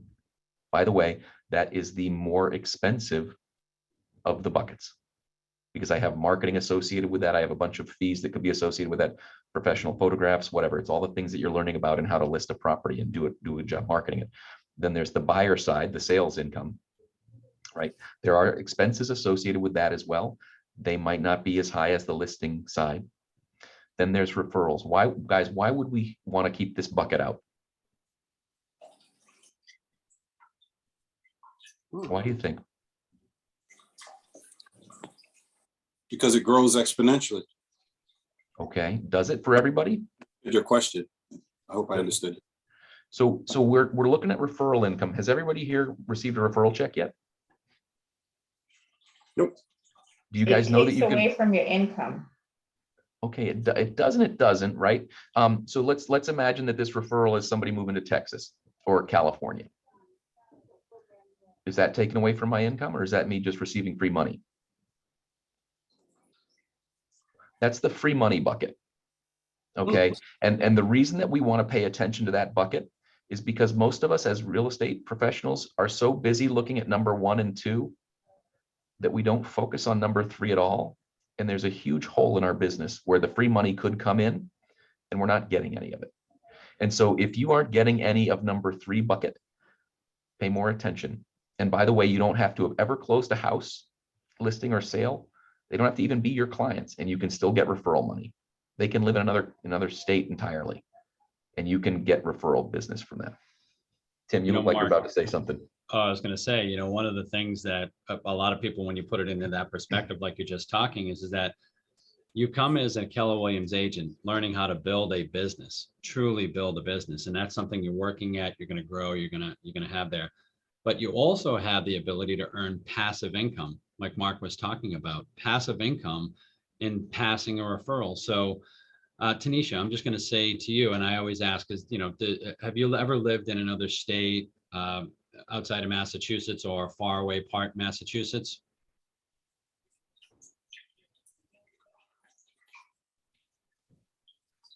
She's afraid now. She's afraid now. Okay.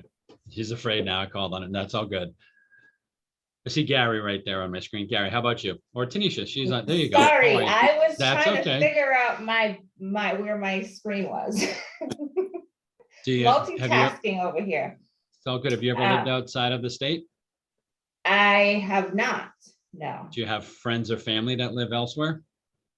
I do. My sister actually just got her license in Florida. So Well, somebody sees you posting that you're a real estate agent and they say, Tanisha, she loves seeing that you're a real estate agent. Any chance you sell real estate in Florida?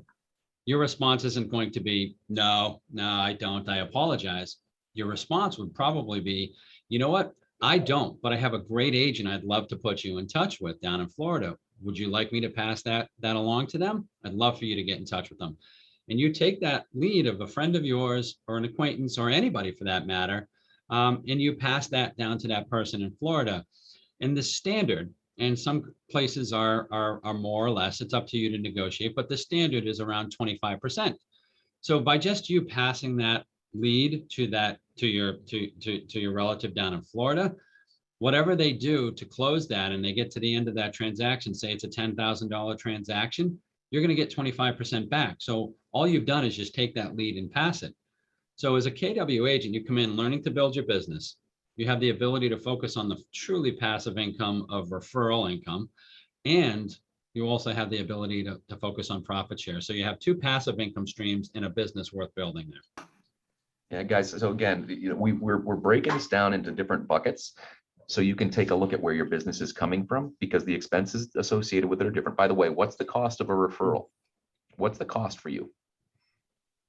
Zero. Shelly just put up her finger. It's zero. Mitch, yeah, exactly. It doesn't cost you anything. It takes you about 30 seconds to get on the phone and contact, particularly when it's your sister, Tanisha, right? That's a pretty easy call.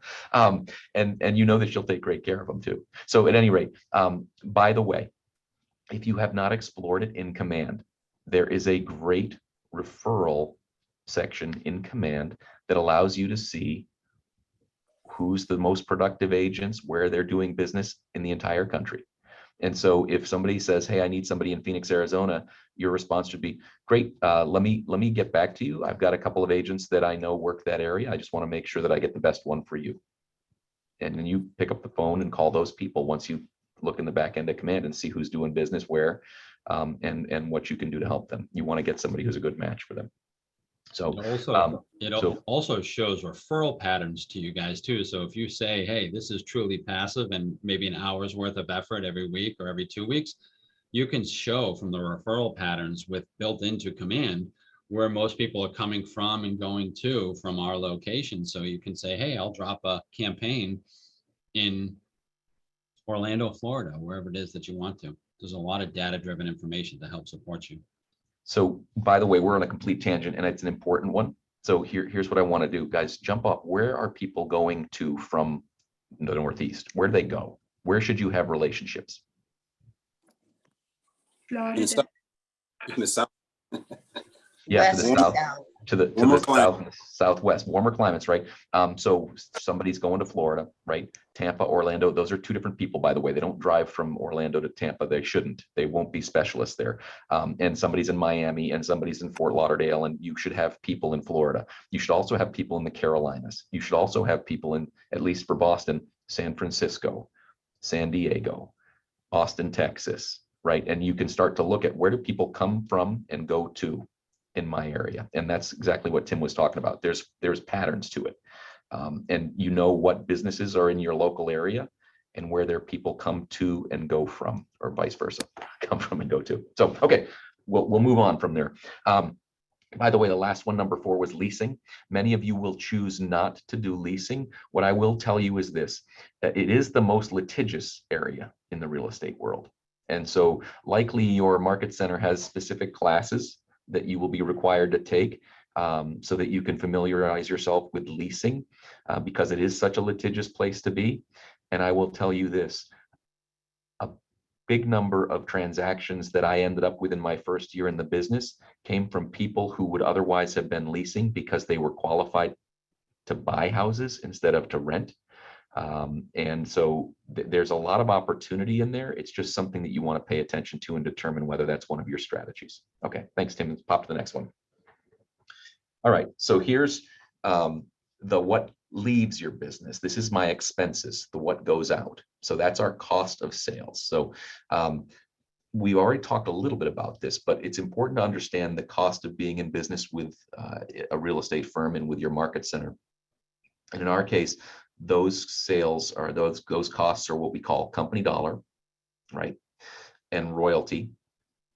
And then any referral fees that you pay to the market, you owe to the market center.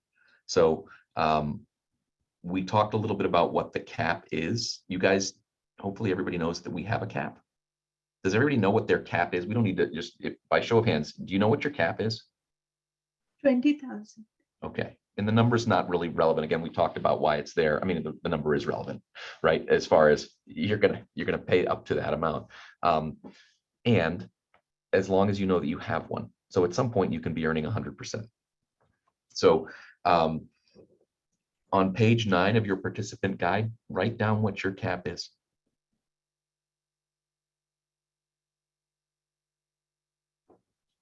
Now that you've done that, when you take the percentage that you owe to the market center, the percentage that goes to company dollar, we're going to do some fundamental math here for those of you who are math people. And I do 0 transactions. How much money have I brought in to the gross commission? Does everyone go like this? 0. Multiply out your percentage that you pay your market center, whether it's 20, 25, 30%, whatever the company dollar percentage is, times 0. How much money have you paid your market center? Is that good for the market center? Is that good for you? The market center is incentivized for you to make money, because without you making money, the market center makes no money. And then we cap out. And the reason for that is that we say, you've spent enough. You know, we've given you the value that is brought there. But I just want you to understand, if you don't make any money, there's no cost of sales for you because there was no sale. So that's the way that we know if there was a cost of sale versus an expense. Expenses happen one way or the other. Cost of sale only happens when you close a deal. So the company dollar that you pay is determined by the market center. It varies by market center. We talked about that already. The royalty is universally $3,000. That, by the way, gets split with the region that you're in, and KWRI, the guys down in Texas. They use that money to pay all of the expenses of KWRI. Now, I do want you to keep in mind, cost of sales are not the only expenses that we have in our real estate business. We're going to have operating expenses, and that's our next slide. Oh, it's the next slide after we look at this. Okay. Digging into the cost of sales, let's look at that. Okay, that's an animated slide. So Tim and I are doing a good job on that one with the animation. Okay, so let's dig into cost of sales. We're going to do a quick exercise. We're going to follow along on page 9 of your participant guide, guys. And this is where this is the part where Tim said you're going to need a calculator, and or if you're on your phone already, you might need to switch off your camera, or we're going to be looking at something funny. So at the top of the page, we see some formulas. There's 3 specific formulas, and those formulas represent our net commission based on whether or not we've capped on company dollar or royalty or both, because the formulas are a little different, right? And so this is the first one. And in this example, we're going to assume a 70-30 split, I believe. Yep, GCI times 30% is company dollar. So we've got the first formula is GCI times 30%. And again, the assumption is that the 30% is the amount that's paid to the company dollar. That may or may not be your split. How many of you guys, by show of hands, are on a different split than 30%? Do you guys know? Some of us are on different splits based on what the ALC in the office has decided to do. So you might be 20, you might be something different. If you're a new licensee, in some places it's more, you might be on a 40% or 50% or 60%. It's based on the value that they're providing you. So those things might be different. Our assumption here is 30%. So, okay, so this is the first formula is gross commission income. So let's use 10,000. Let's use 10 grand. That makes our math so easy. Tim, you're so generous. So $10,000 minus the company dollar. And in this case, it's times 30%. So what is 30% of $10,000, you guys? 3,000. There we go, $3,000. We would find that by multiplying 10,000 times 0.3, 0.30, that's 30%. Minus the royalty, which we can find that's a 6% number. So this would be $10,000, which is the gross commission income, times 6% or 0.06. If you're a math person, what's that number? 600. $600. So we've got the first one's 10,000 minus 3,000 minus 600 equals what we're left with. 2,400. 6,400 Oh, sorry. is the answer, right? 10,000. Yep. So 10,000 minus 3,000, we're at 7,000 minus 600 equals 6,400. I'm doing math without drawing it out for you guys. Are you following along?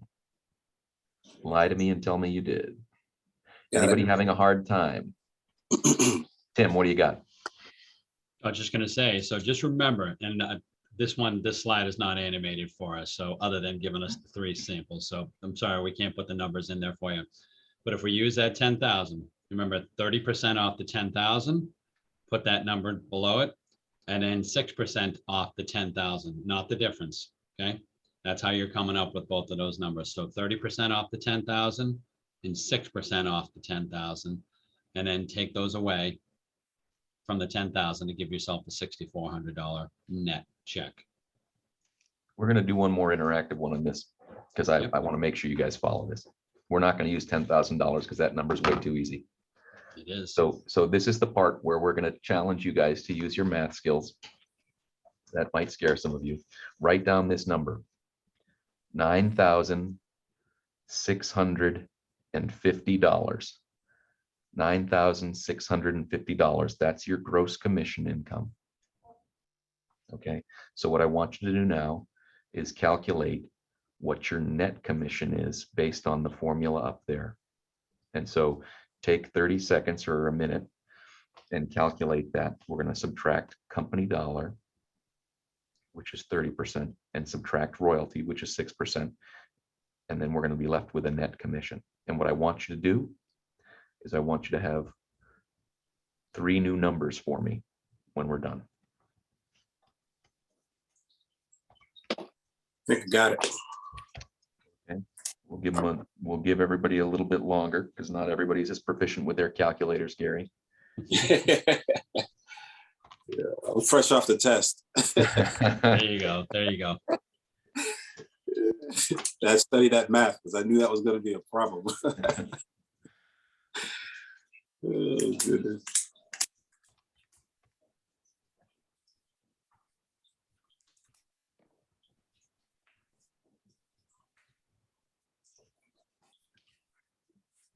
So last time when we had a $10,000 check, we walked home with $6,400 in our example. This time we have a $9,650 example. Are we going to walk with more money or less money than we did last time? Less money. Less money than we did last time. Good. So that's a good start. That's what we should know. If I had 10,000 to start and I was going to walk with $6,400 and I have less money this time, my net's going to be less this time. Okay. So who's got a couple of numbers? Who's got the first one? What is 30% of 9,650, you guys? 28.95. 28.95. Everyone have the same answer? 2,895. Good. Anne Marie does. Okay, good. So that number checks out as far as I'm concerned. That's 30% of 9,650. How about 6%? The royalty. 579. 579. That number checks out with me too. So we've got 2,895 and 579. Now we're going to subtract both of those numbers from the initial number, the 9,650. What are we left with as a net commission, you guys? 61.75. Anne Marie, okay. I've got a 61.76. You've got a $1 delta. You must have paid a little extra for a pack of gum or something there, Andy. But that's very close, right? Good enough for government work in this case, but that is good. And again, that 61.76 checks out because that's less than the $6,400. My numbers say that works. How about you guys? Yes. Does everyone understand how we did this? Okay, most of us do. Those of us who are not are going to lie to us and keep off the camera anyway. All right, skip to the next one. This is the formula when we have only royalty to pay. We've capped out on company dollar. Hold on, disregard. They got That's a that strange back. formula that it's written backwards. You've Written already capped on backwards. royalty and have not yet capped on company dollar. Okay, so this is going to be a trick because it's written incorrectly. So let's do this. This is just a check to see if you guys are actually paying attention, because most of you should cap on company dollar prior, or cap on royalty before you cap on company dollar. So your formula is wrong. We're going to start with our same $9,650. That's our gross commission income. And we're going to say we didn't cap on company dollar. So we don't want to take away the 6%. We want to take away 30% of 9,650, and we'll be left with net commission.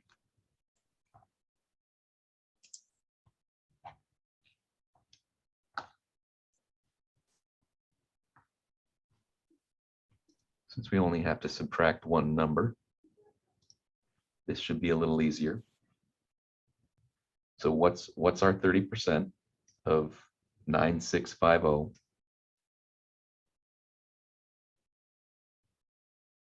Same as it was last time. It's not a moving target. 2895. We're doing 30%. We're not capped on company dollar, so it's 30%. What's the 30% of 9,650? Go ahead, Gary. 2895. Okay, so this time we're only taking away 2895. When we take 9650 and subtract 2895, what are we left with? 6755. 6755. So in this example, we're making a little more money because we've already paid our royalty. By the way, remember royalty caps at $3,000. If you were to take an average commission of 2.5%. No, let's not even do that. Let's do this. When your gross commission income hits $50,000, right? So let's use a $10,000 average. $10,000 check, 1 time, 2 time, 3 time, 4 time, 5 time. I hit $50,000 in gross commission income. 50,000 times 6% means I paid my royalty. So for every single one of you guys, if you're paying at 6%, which you're supposed to be, if you hit 50,000 in gross commission income, you stop paying royalty for the year. 50,000 is where it goes away. That makes sense to everybody? Yes. It's a good number to know. Your numbers, you can know a couple things.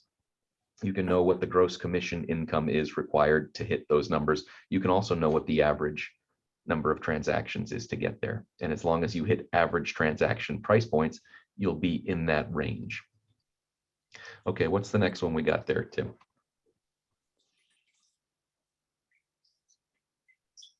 We've capped on both. This is very tricky. We're going to bring in a check. We're going to keep the math simple. We're going to go back to our $10,000 example because it makes our math so easy. You've capped on both royalty and company dollar. $10,000. What's your net income? Hold on, I gotta get my calculator for this one, Get Mark. your calculator for this. It's 10 grand. Okay, good. You guys get to keep the whole amount. And so here's what we want to remember. You have 2 different bars that you have to hit, one to hit company dollar cap, one to hit royalty cap. And so if you hit both those bars, you go to 100%.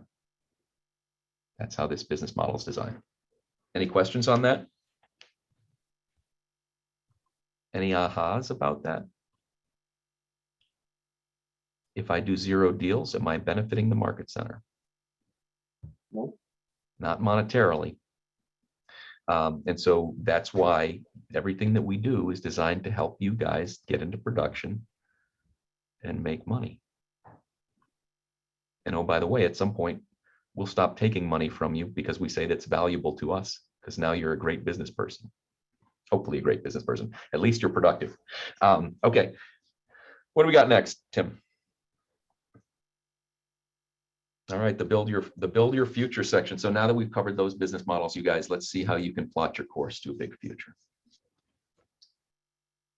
It's a 10-minute exercise. So this exercise is here so that you can determine how you're going to achieve your profit goal. And so we're going to go backwards. Remember, we looked at the business model of here's what I have to make, this is what I need to do, this is my profit at the bottom. We're going to go backwards. So we're going to flip that thing back up on its head so that we can start with the end in mind and figure out those things that we need to do to hit the goals that we want. So for this activity, you're going to want your calculator or a calculator app. And we're going to run through an example of the activity together, and then you're going to have 5 minutes to do it yourself. Okay, because your numbers might be different. So this is on page 10 of the participant guide.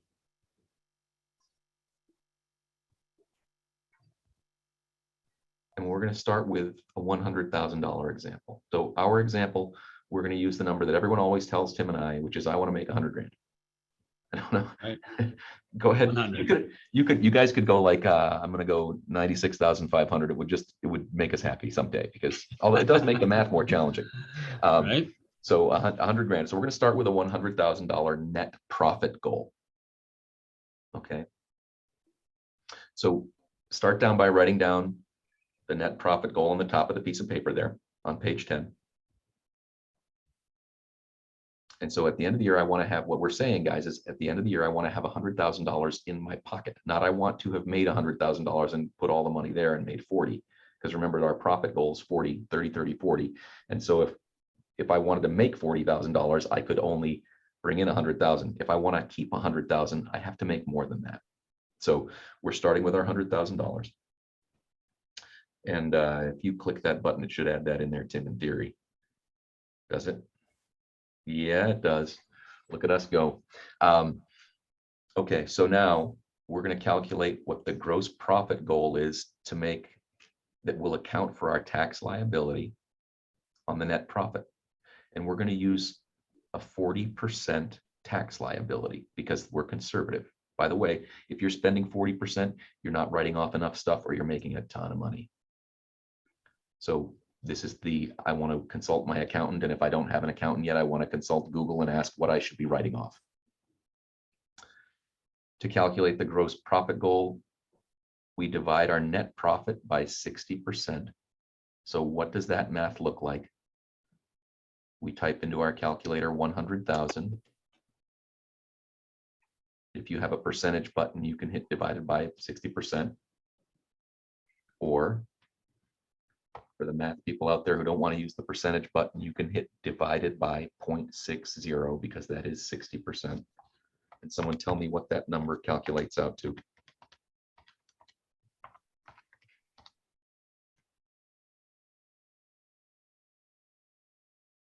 $60,000. We couldn't hear the whole thing, Sembrino. 60,000. I think you multiplied. You want to divide that by 60%. Okay. Yeah, so what we're doing is we're adding that money back in. And so your number is close to right, but that's a multiplication. So we're divide. So we go 100,000 divide by 0.6, and the number is in the chat. And it shows as 166,666. Does that number work with most of you guys? Yeah. Okay, good. And now we're going to calculate the gross commission income by dividing the gross profit. Gross profit is 166,666 by 40%. So this is, remember on the last example, we were like, hey, were the taxes built into that number? No, now we're building the taxes in so you can see it. I want to have 100 grand in my pocket at the end of the year. That means I have to have 166,666 because I'm paying 40% of my money in taxes. So now we divide that gross profit by 40%, and it's going to tell us how much we need to make. It's a significantly larger number, and it looks like we have that number down in the chat. So this number, by the way, would be 166,666 divide by 0.4, and that brings us to the number that we have down in the chat from Anne Marie. 416,666. 416,666. Okay, so now that's a big number, and we need to figure out the next thing, which is calculating the number of houses that we have to hit the gross commission income goal. And in this example, we're going to use $7,500 average commission. For most of us, that should be a little low at this point, right? So again, it's a conservative number at this point. So let's divide the gross commission income, which is our 416,666, by an average commission of 7,500. Are you guys tracking with this? Some of us are good at math. I can see that based on the chat. Others of us might not be as fast. So 416,666 divided by 7,500 equals 56 deals. Right? Okay, so now I know I have to do 56 deals. Now we're going to calculate the anticipated cost of sale. And the anticipated cost of sale is calculated as our royalty and our company dollar cap. And in this example that we're using, we're going to have a $20,000 market center cap and a $3,000 royalty cap, which when we add together is $23,000, right? 3,000 plus 20,000 is $23,000. Yours might be a little different when you go do your real numbers. And then our operating expense budget is going to be 30%. Remember, we said 30% cost of sale, which this number is not, thankfully, 30% expenses and 40% profit. So we multiply the total gross commission income, which is the number up there, 416 times 30%. And that gives us this number, 124,999. How are you guys feeling about this math so far? When we go to do your numbers, are you going to be able to do it? It'll take a minute. Okay, it will. That's okay. This is you running your business, so it's okay if it takes a minute, Gary. So now let's take a look now at the next slide, Tim. They lost it for us. Okay, so go back then. Here's what we want to do.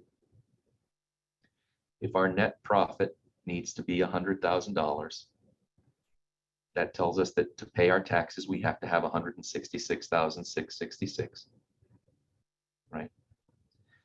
Which means we need to pull in 416,000 total, which is 56 deals. The cost of sale is going to be $23,000, and the operating expenses are 124,000 of that. But that leaves us in a strange place where we're looking at big numbers, and I don't want to do that for too long. What we want to do is we want to look at 56 deals, and we want to divide that by 12 months.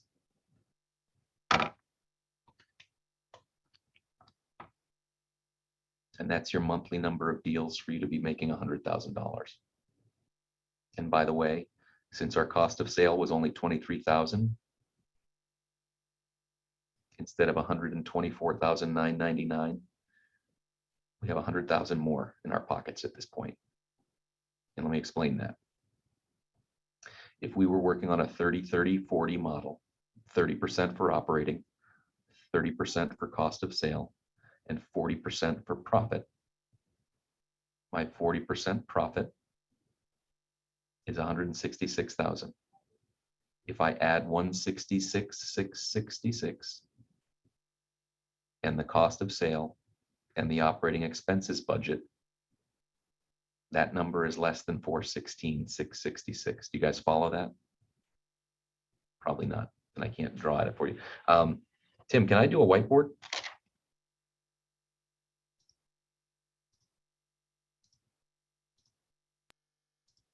Maybe not. No, I can't. All right. Forgive the scribbling. $100,000, 166, 666, 416, 666. That leaves us with 56 deals to get to this number. And then 23K is my cap and royalty, and 124,999 is this number. Now, so at $100,000 in my pocket, I know that I have to keep aside tax money, right? That's what this number represents. That's where we divide it by 0.6. this number divided by this. Now I have taxes in. This is net plus tax. This number here is me working on the business model that says that that's going to be, this number here is a 40% number, which would leave this at 30% and this at 30%. Okay, so this is 40. This one specifically is 40%, which leaves me with this money here. The 30%, everyone go back up to this 416,666 and multiply it times 0.3, and we get this number here, right? But we just looked and said, if our cost of sale is 23,000, 23,000 plus 124 plus 166. Somebody do that math for me. 166, 666 plus my cost of sale, 23. That's not, those are all zeros. and then 124, 999. What's that number? To add it all up, Add them all up. 291,688. If I'm correct. 291. Okay, 291,688. Sound right to everybody? Nod your heads if you disagree. Sounds right to me. Okay, Gary, I got you on that. So now my number is 291. Why is it 291? Okay, but by the way, we're being conservative because we're going with a 30-30-40 model. And what I'm telling you is at Keller Williams, your cost of sale was only $23,000 in this example. So the reality is that this number gets me here. Does that make sense? Oof. I saved $100,000 over here because my cost of sale should have been $124,999. It should have matched this number, but it was only $23,000, which means I can subtract the delta up here and it brings me to this number. Now somebody divide 291,688 by the 7,500.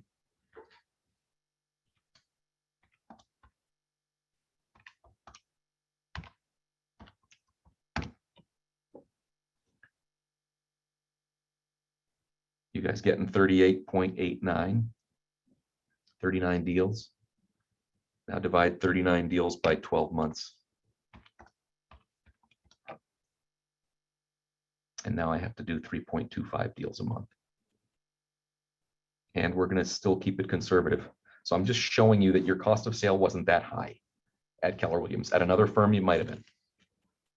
I'm going to stop screen sharing. You guys, half of you followed, half of you didn't. That's okay. But what I want you to know is this number here, we're going to assume it's going to be really big, 124,999. And that's why this number is so big. Because we have to add in a 30% cost of sale, a 30% expense, and that leaves us with our 40%, which is going to be this number, 166,000, which gets us to pay our taxes and leaves us with 100 grand in our pocket. So what we're going to do now, we're going to spend 5 minutes. You're going to take your numbers. Tim, can you share that screen, the previous screen again? Guys, the reason we're conservative is because we want you to hit your goals. So now, under net profit goal, on your sheet on page 10, write down your real goal. And then we're going to figure out what the taxes are going to be on that. And to do that, we divide by 60%.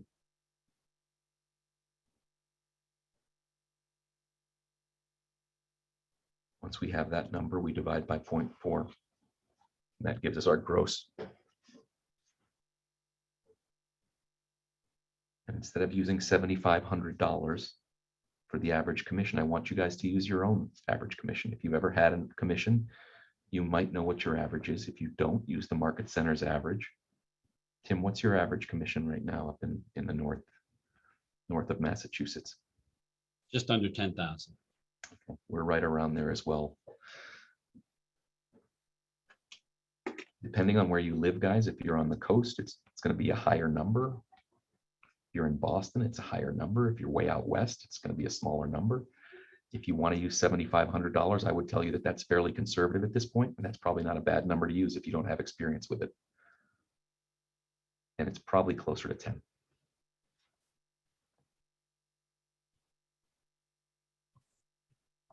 The anticipated cost of sale for you is going to be $3,000 plus your local cap, which you guys said you all know.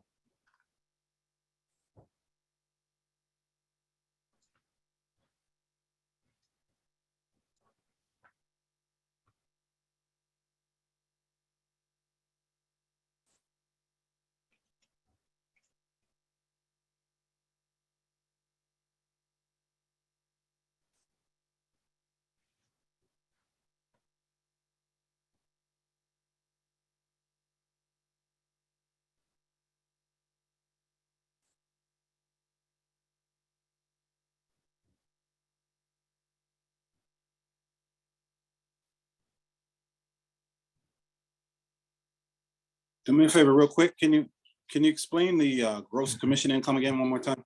Where I'm going to get that? Sure, the gross commission income is going to be your gross profit goal, right? Which is after we've added the taxes back in, divided by 0.40. And the reason we're dividing it by 40% is we're using the 40-30-30 model, which is 40% is profit to your bottom line. And it might be, you might be able to get higher than that as a solo agent, like I said earlier, but we're going to divide that by the 40% because that will tell us what the whole number is with the 30% added back in, because we need 60%, 30 and 30 for cost of sale and for expenses. If your net profit goal is big, by the way, your cost of sale is going to get higher, because you're going to be paying a buyer agent, and that's a cost of sale. They're earning a percentage of your money when it comes in. And that's why a big business, a truly big business, is going to run at a 40% clip, 40% profit when they're running efficiently, by the way. Anybody else have any questions about these numbers, how we get to them? Are you guys coming up with a number? Who wants to share a number? What's the gross commission income for some of you guys? What are you getting? It's the part where they all say, Tim, that was my goal, 100,000, it's perfect.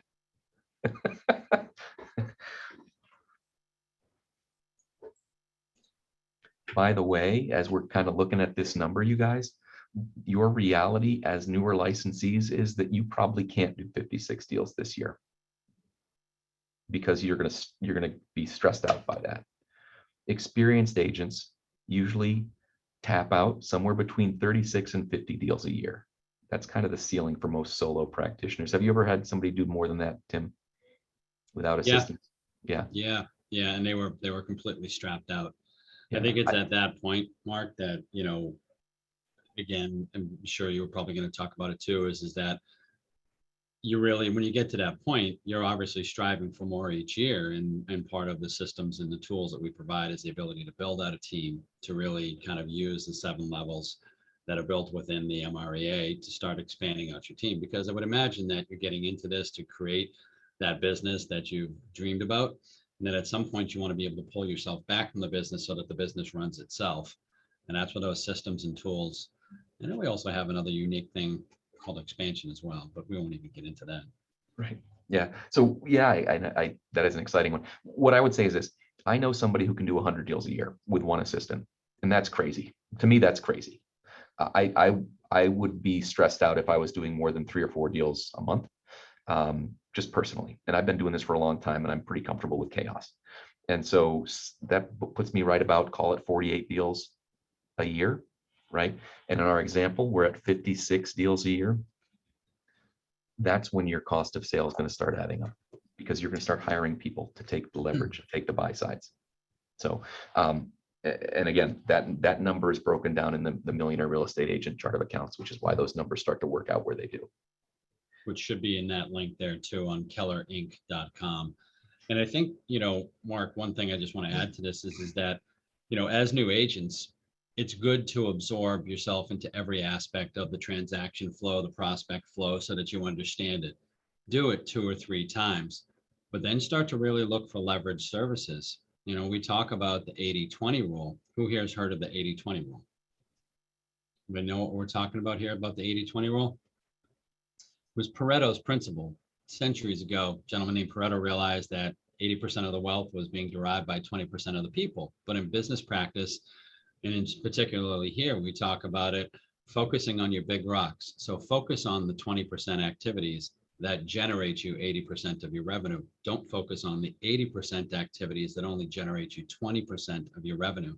So what does that mean? It means leveraging off the things that you can. And in this day and age where most market centers and there's, you know, businesses that come up, transaction support should be something that you think about.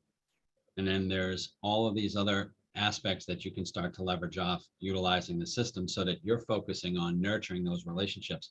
When you start to put things into that perspective, those numbers that Mark's detailed for you start to become a little bit more tangible.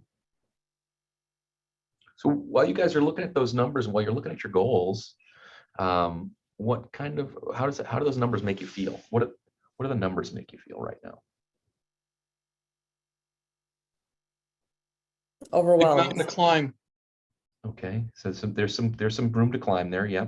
Remember too that we were super conservative with the numbers, right? With the 416, 666, they've got you got $100,000 buffer in there right now. So, which means if you're using, you know, your $10,000 example or a $7,500 example, you can knock the number of transactions down fairly significantly.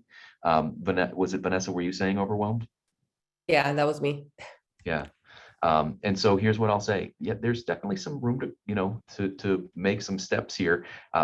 Is anyone tracking currently to meet their net profit goal? Anybody? Okay, here's what I'll say to that. If we're not tracking to meet it, Tim already told us what our one thing is. What is it?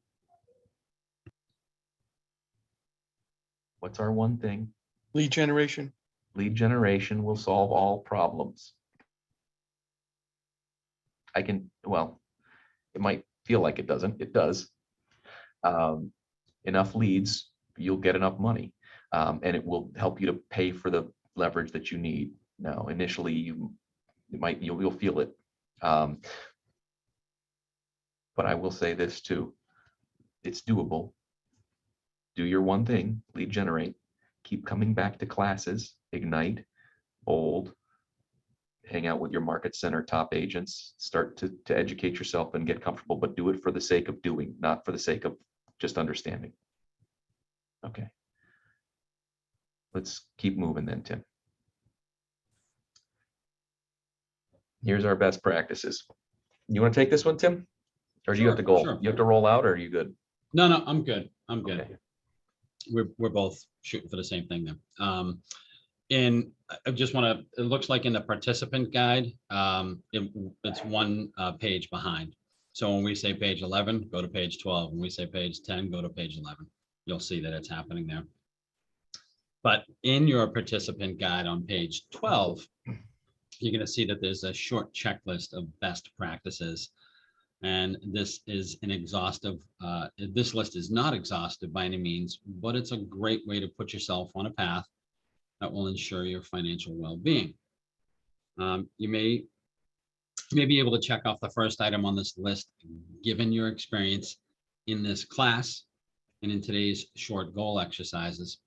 So let's just talk about these. You know, you'll be able to gain clarity. Move this out of the way. Sorry there. On your big life hopes and dreams. And again, I think you'll see that there's just a common theme here. It's not about winging it. It's about best prepping you so that you're able to obtain the goals, to fund that life that you desire, to find out what your big why is. And as Mark said, continue to participate in the training that KW has. And you'll see in here a lot of reoccurring themes. It's about what's your big why? What are you doing this for? So you'll talk about setting your personal and business budgets. And just to go back, and I think that it was talked in previous sessions, if you've attended them all, about, your GPS or your 135, setting a goal, and then priorities to obtain those goals, and then strategies to obtain each of those. So in the models and the systems that KW provides you, you have the ability to narrow down that goal and then chunk it down into actionable items that you can achieve every single day. You know, we have a gentleman who comes into our office every morning, 8:30, typically out by 12:30. Without giving you his amount, he just earns generally about under 300 netting GCI. He's purposeful. He is holding himself accountable and also with a coach, but he's touching on those key core elements. And we'll talk about it in a little bit on what we call kind of like a 10-4. It's really just an accountability way to make sure that you're focusing on those 20% activities. So you can set up your business entity. When we talked before about, JC was talking about opening additional bank accounts for taxes, expenses, and other savings. Whatever works best for you for your system of reconciliation, do it that way. Whether it's using your savings account and your checking account for two different purposes, opening up another business account. It can be a personal checking account, but as Mark said, just know what the purpose of it is for. But separating your business out, not commingling them. Download and use that MREA chart of accounts that is in the chart in the chat section. And that's a great link to hold on to because there's a lot of information within there. Those have drop downs within it when you click onto that page. So if you have not clicked that link, click it. It's kellerinc.com. Purchase or download tax accounting software. And I know that as we've moved forward, and Mark and I can certainly attest to it, where our region has been providing more and more resources for our agents and also for us in leadership, that most of the market centers out there have some sort of means to utilize the tax accounting software or reconciliation. We mentioned RA Profit, but check with your team leader, check with your market center to find out if there's any things that you can use for your business. Obviously, hire an accountant. If you don't have one, just check people in your local area and get into a relationship with them. Set dates to calculate and pay your estimated taxes. And when you do this through your CPA, you'll know that it's quarterly based and that they'll provide you with slips that you can send in your quarterly taxes every single quarter. And that's what they'll do for you. And prepare for your future, insurance, savings, and investments. You know, I think I can't emphasize enough that it's about setting goals. It's about holding yourself accountable. And when you, and I'll go back to myself. I think I thought I knew all the answers to everything. So I said, well, I didn't need that, or I didn't need this. And having an accountability partner, and you're in this group right now, and maybe you've got somebody in your market center, but finding somebody to hold you accountable and you hold them accountable is probably one of the greatest benefits you can do for your business because it allows you to get rid of that thing on your shoulder that says, don't worry about it today. We can do it tomorrow. You know, it's about staying focused on why you're doing this. So, let's see where we're at. Hold on a second here. And I will also say too, that when we talk about finding a CPA, you know, you're gonna need to figure out what works well for your business to funnel into that machine that is Command, or your Wonka machine, as I said. And there should be many streams that provide ingredients into that. And I will just give you a little bit of advice here. One of the biggest for my business was my business to business network. And that can start off by the relationships that you need in business, your real estate attorneys, your lenders, your CPAs, but it can then take off into different avenues, getting involved in Chamber of Commerce's in your local area, Kiwanis, philanthropic adventures, BNI, business networking. Your business to business sphere is a huge opportunity to fill up that bucket. You can find out what else might be a part of that that works well for you.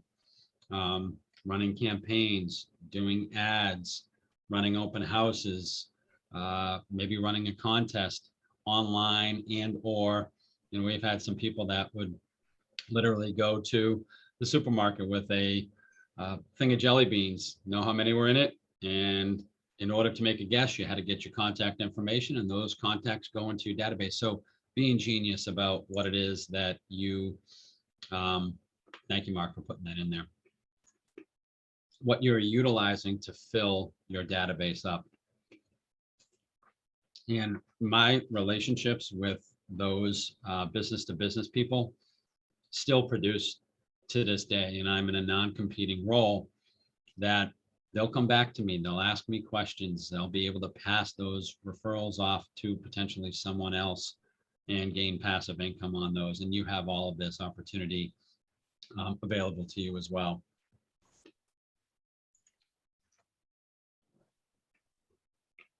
So we'll talk about daily success habits. Let's go in through some ahas to achievement. And we're going to give you about 10 minutes together. We'll just kind of talk about this. We'll take a quick break right after this. And Mark, I'm not sure that we're going to have enough time for some of the breakout sessions. What just happened there? No, I think historically they've been doing the breakouts by themselves and, partnering up with somebody and rolling through those together. Yep. So we're going to be ending a little early for you guys today. So the goal of our time together is help you think, feel, act, and use what you've learned to ignite your passion and help you achieve your big why. We want you to refer back to the ahas to achievement in your participant guide. Let's see if we've got it there. That would be page 12. And I want you to take a couple of minutes to go through each of those. Your thinking, what you're feeling, your actions, and your tools to write down their ahas for each of those categories. We'll give you about 5 minutes just to write some of those things down. Okay. Remember, this is for you. I want you to think about what's changed in your thinking. And what do you feel differently about? I know Vanessa mentioned she's overwhelmed. And I think that that's a very valid feeling to have. I don't think anybody doesn't acknowledge that they're a little overwhelmed. They're not being realistic to what it takes to truly run an effective real estate business. But also understand, Vanessa was brave enough to say that if you focus on these habits, change your mentality to I can rather than I can't, all of these things start to level off, and that nervousness, that anxiety tends to dissipate because you know that you're putting in place things that will help successfully run your business. One of the things that, and Mark can attest to this, that we see a lot, you get a couple of commission checks in and kind of lean back and you go, all right, I got a couple of commission checks. What am I going to do with it? And they kind of take your foot off the gas. And then what happens when they decide, oh gosh, I got to get my business going back again. You're climbing back up that hill again, and you're running your business in this cyclical mode that causes you to react and exert energy in ways that really aren't meant to be exerted when running a business. So we teach you the skills, we teach you the behaviors, the tools, the systems, the models, so that you can keep your foot on the gas and move it at a level pace straight ahead, and adjusting ever so slightly where you need to, increasing your goals each year, 3 to 5%, maybe more, but making sure that you're feeding your pipeline. So on that, what actions are you going to take going forward? And then what tools are you going to use? How are you going to implement tools? And I know, I'll speak for myself. I look at my desk here, which I'm not going to show you. I've got 2 books that I still write in to this day. My daily notes go in here every morning just to get them on thought. I have another book that I write down my prospects. But for me, it was changing my behavior to really utilize command effectively. And I had to slow down. I had to take a step back, whereas I'd get one task done and then I go, I got to move on to the other one. You slow down, take a moment to go into command. So if Mark was a prospect to me, a potential client, I'd take a second to stop, go into command, put that contact into command. I'd go in and I'd notate a little history on that. So next time I pulled Mark up, I would know by looking at that. I'd set a task reminder in there to maybe follow up with Mark, or even better, I put Mark on a drip smart plan so that the system, talk about your 80% activities, so that the system was sending stuff out to Mark on a regular basis on my behalf, so that Mark would eventually call me back and say, as I did with you, Mitch, in the beginning, hey, Tim, this is Mark. Thanks so much for sending us information over the last year. It's time for us to consider selling our home. And you've been over here focused on your 20% while the system's taking care of that. So would anybody like to share? How has your thinking changed? What ideas or mindsets were new to you from this in pretty much all of the sessions that you've been through with Ignite? Vanessa, you chimed up. I want you to talk a little bit more, if it's okay if I call on you. Yeah, no, that's fine. So, I mean, I wrote some stuff down.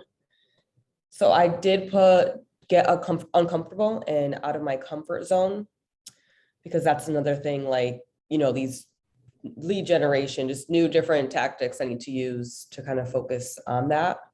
Time block my time and stay consistent on different forms of lead generation. So I like to use social media, focus on my sphere. I need to work more on that. Open houses.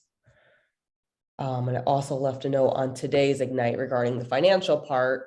Just save receipts that are eligible to write off, open a new business account, and then remember to separate that 40%, 30% on my first commission check and the ones in the future as well.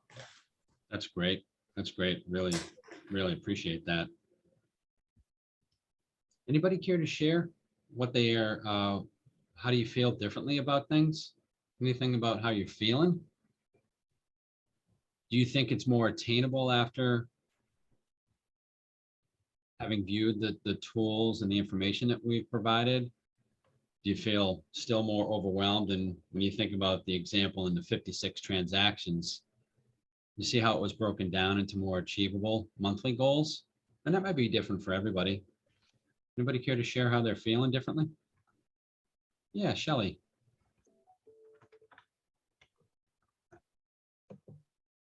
Oh, you had it. There we go. Okay, anyway, yeah, I feel differently about a lot of it for the simple fact that, I mean, I wrote down 5 things for me to work on: lead generation, lead generation, lead generation, and what I'm really getting at is that there's so much in the practical aspects and the software and the trainings and all of those things. But now that I'm at this point in the program, if you will, that those are really practical matters that just can you know, daily be worked out and worked through, if you will, and to hear different perspectives on, you know, what you choose to use for your lead gen. And I have been focusing on what I've been able to do, and that is really cultivate people that I really do know, which I do have a lot of possible business in the future from that, but I need to work on other resources for lead gen. But as I say, as a practical matter, the further I get into it and the more comfortable I am with, you know, I did a training for MLS, I did the ethics training, and then of course I've been on the command and setting all that kind of thing up. And once you get the little practical things a little bit more at hand, focus on, I do want to get outside of my comfort zone. I think that's a perfect thing. And Vanessa had mentioned it, getting uncomfortable. The only way you're going to know how to be in those situations is to get yourself uncomfortable. And one of the things in the exercises is talking about scripts. So absolutely, Shelley. Anita, you have your hand raised. I wanted to share opening separate bank accounts and getting a CPA. And like Vanessa said, time blocking and mark the contest, holding a contest for lead gen. Because Yeah. for me, phone calls is not, I'm getting stuck with that. So other means of lead gen. That's Sure. it. Thank you. Anita, you're not alone. Phone calls are the thing that I dislike the most, but I also know it's an absolute must. And I will say the more that, I mean, what's the worst that happens out of making a phone call? You get a no, but you can easily turn that around and tell you what, the first no you get, you're going to be a little bit more acclimated to it. And the more you go through these exercises of script practicing, role play, understanding, the more fluidity you'll have when those situations come about. Okay. So Thank you. absolutely, absolutely. And I will say too, that, you know, majority of the agents who have been in this a long time, in real estate a long time, will say that while there's a lot of effort that goes into adding more leads, they really focus on their database. And I'll just give you kind of like a heads up. If you're thinking to yourself, right, well, what do I have around me? I don't really have many people that I've talked real estate with that I can put into, well, first off, if you haven't already, you should be creating a spreadsheet that should actually be going into Command, or you should be filling up Command with everybody in your world. And that includes your friends and family. It doesn't matter whether or not you've talked real estate with them, because you never know when they could become a prospect or they could call on you. Plus, you want to be able to send to them information that makes them know that you're the expert when it comes to real estate. So your friends and family. Everybody have a LinkedIn account here? Everybody use LinkedIn? Export your contacts from LinkedIn. Export your contacts. Everybody have a phone? I bet you there's a lot of contacts on there. For me, it was also my kids' parents, my kids' school parents. I put them in there. I'm a musician, so it was my musician friends. And I'm sure that all of us have these little ecospheres around that we can pour into Command as the ingredients to start up our database. And whether it's 100, 300, 500, that's enough to be able to do the key core activities that you need to, which I'm going to talk about on our last thing here, on how you can really make it actionable on a day in and day out basis. Anybody else have anything? I just threw in the chat a list of, if you just type in a browser, list of Yellow Pages categories, and I just put the link in the chat. It's literally a list of different business categories for the Yellow Pages. And what you should do as a professional is have somebody in each one of these categories. So the first one is abattoirs. I don't even know what that is. I was an English major, still can't help you. And then accountants. And so what you want to do is you want to just go down and say, do I have one of these? Do I need one of these? And you just go through that list and you start creating that as your business. Because if you don't have those relationships, you can go build those relationships. And it's a B2B thing, just like Tim was talking about. So if you don't have enough people in your phone right now or in your LinkedIn, go start creating business relationships where they understand that the purpose of this is for us to pass business back and forth. Absolutely. Absolutely. Anybody else have anything they want to add to this? Your thinking changed, hopefully, how you feel about it, how you think about running your business, some of the actions that you're going to take, and some of the tools that you're going to utilize.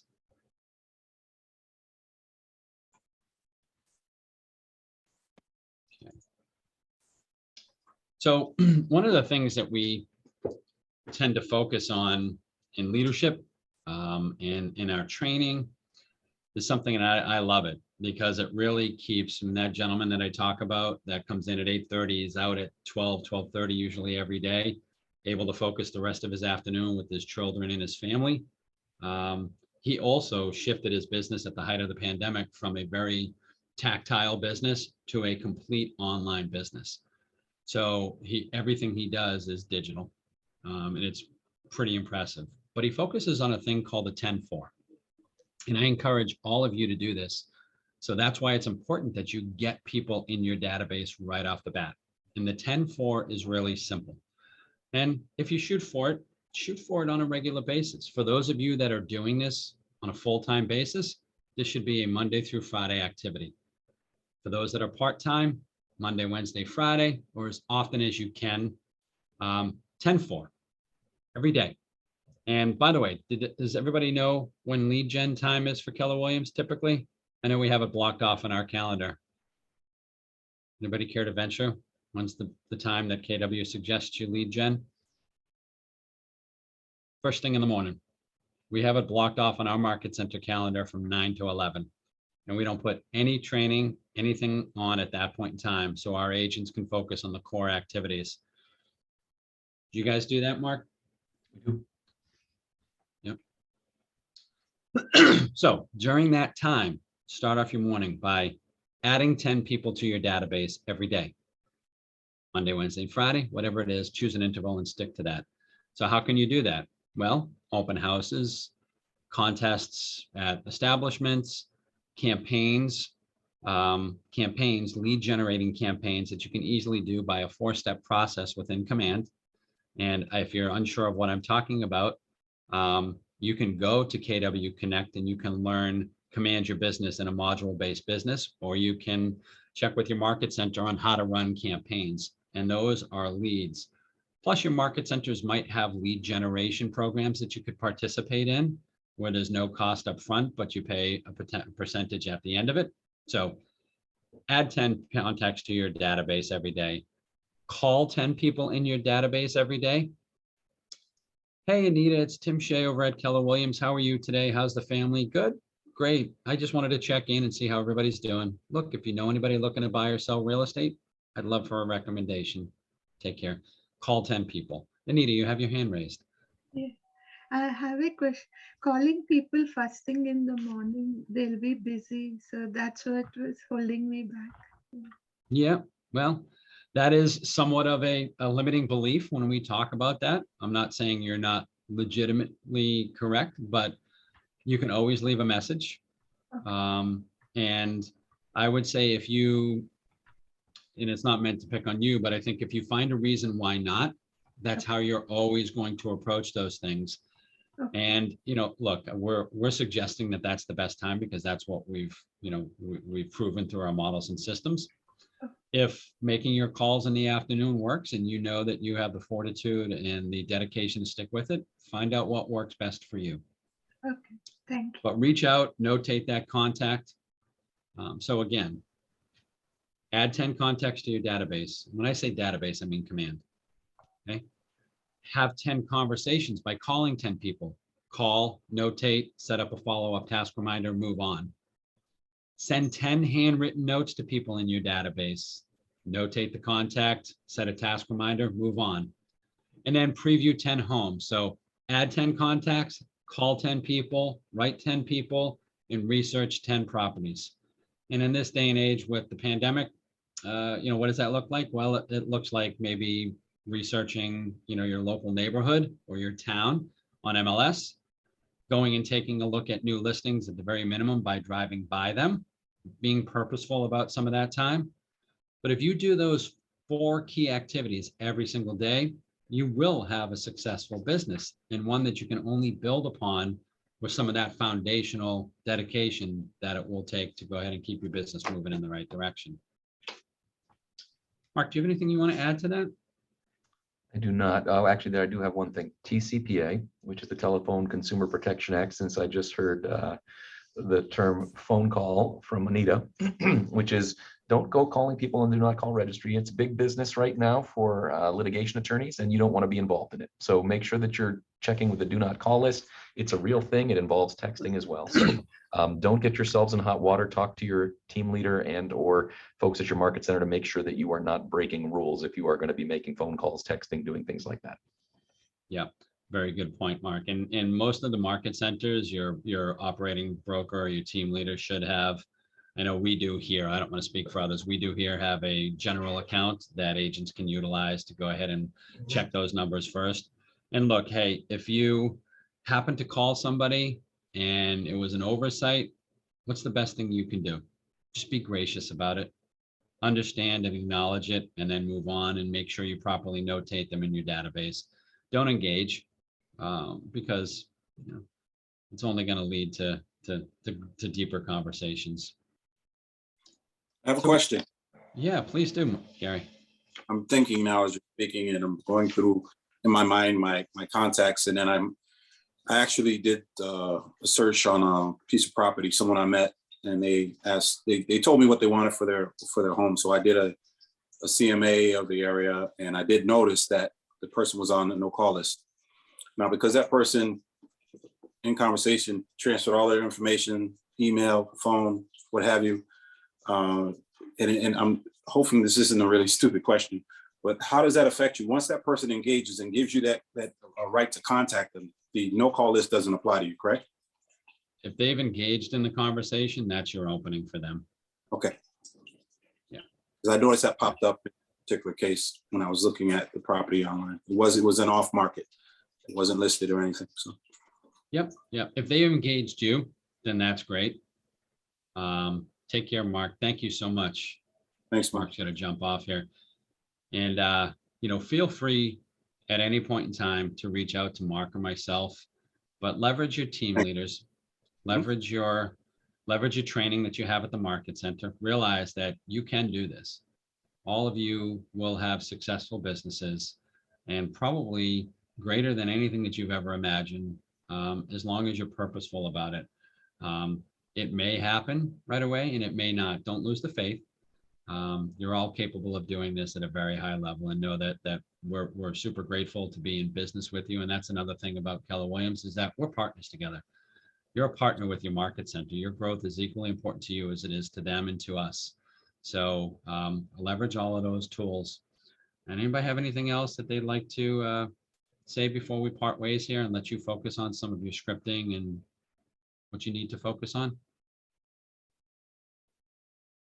All right. Well, look, I'm out of Beverly, Massachusetts, Keller Williams Evolution. Anybody has any questions for me or Mark, certainly feel free to reach out to us. I thank you for your time today, and have a great day. Take care. Thank you. Bye-bye. Just a quick question. What is Sure. tomorrow's session on? Do you know off the top of your head? I do. It is Contract to Close. It's being taught by Susan Canyon, Tim Lindsay, who is an additional instructor. Tim Lindsay's up in our northern region. Great guy to have a part of. So if you can make tomorrow's, it's a great class to be a part of. It's going to walk you through Contract to Close. Okay, great. Thank you. You're very welcome. Have a great day. You too. Take care, everyone. Okay.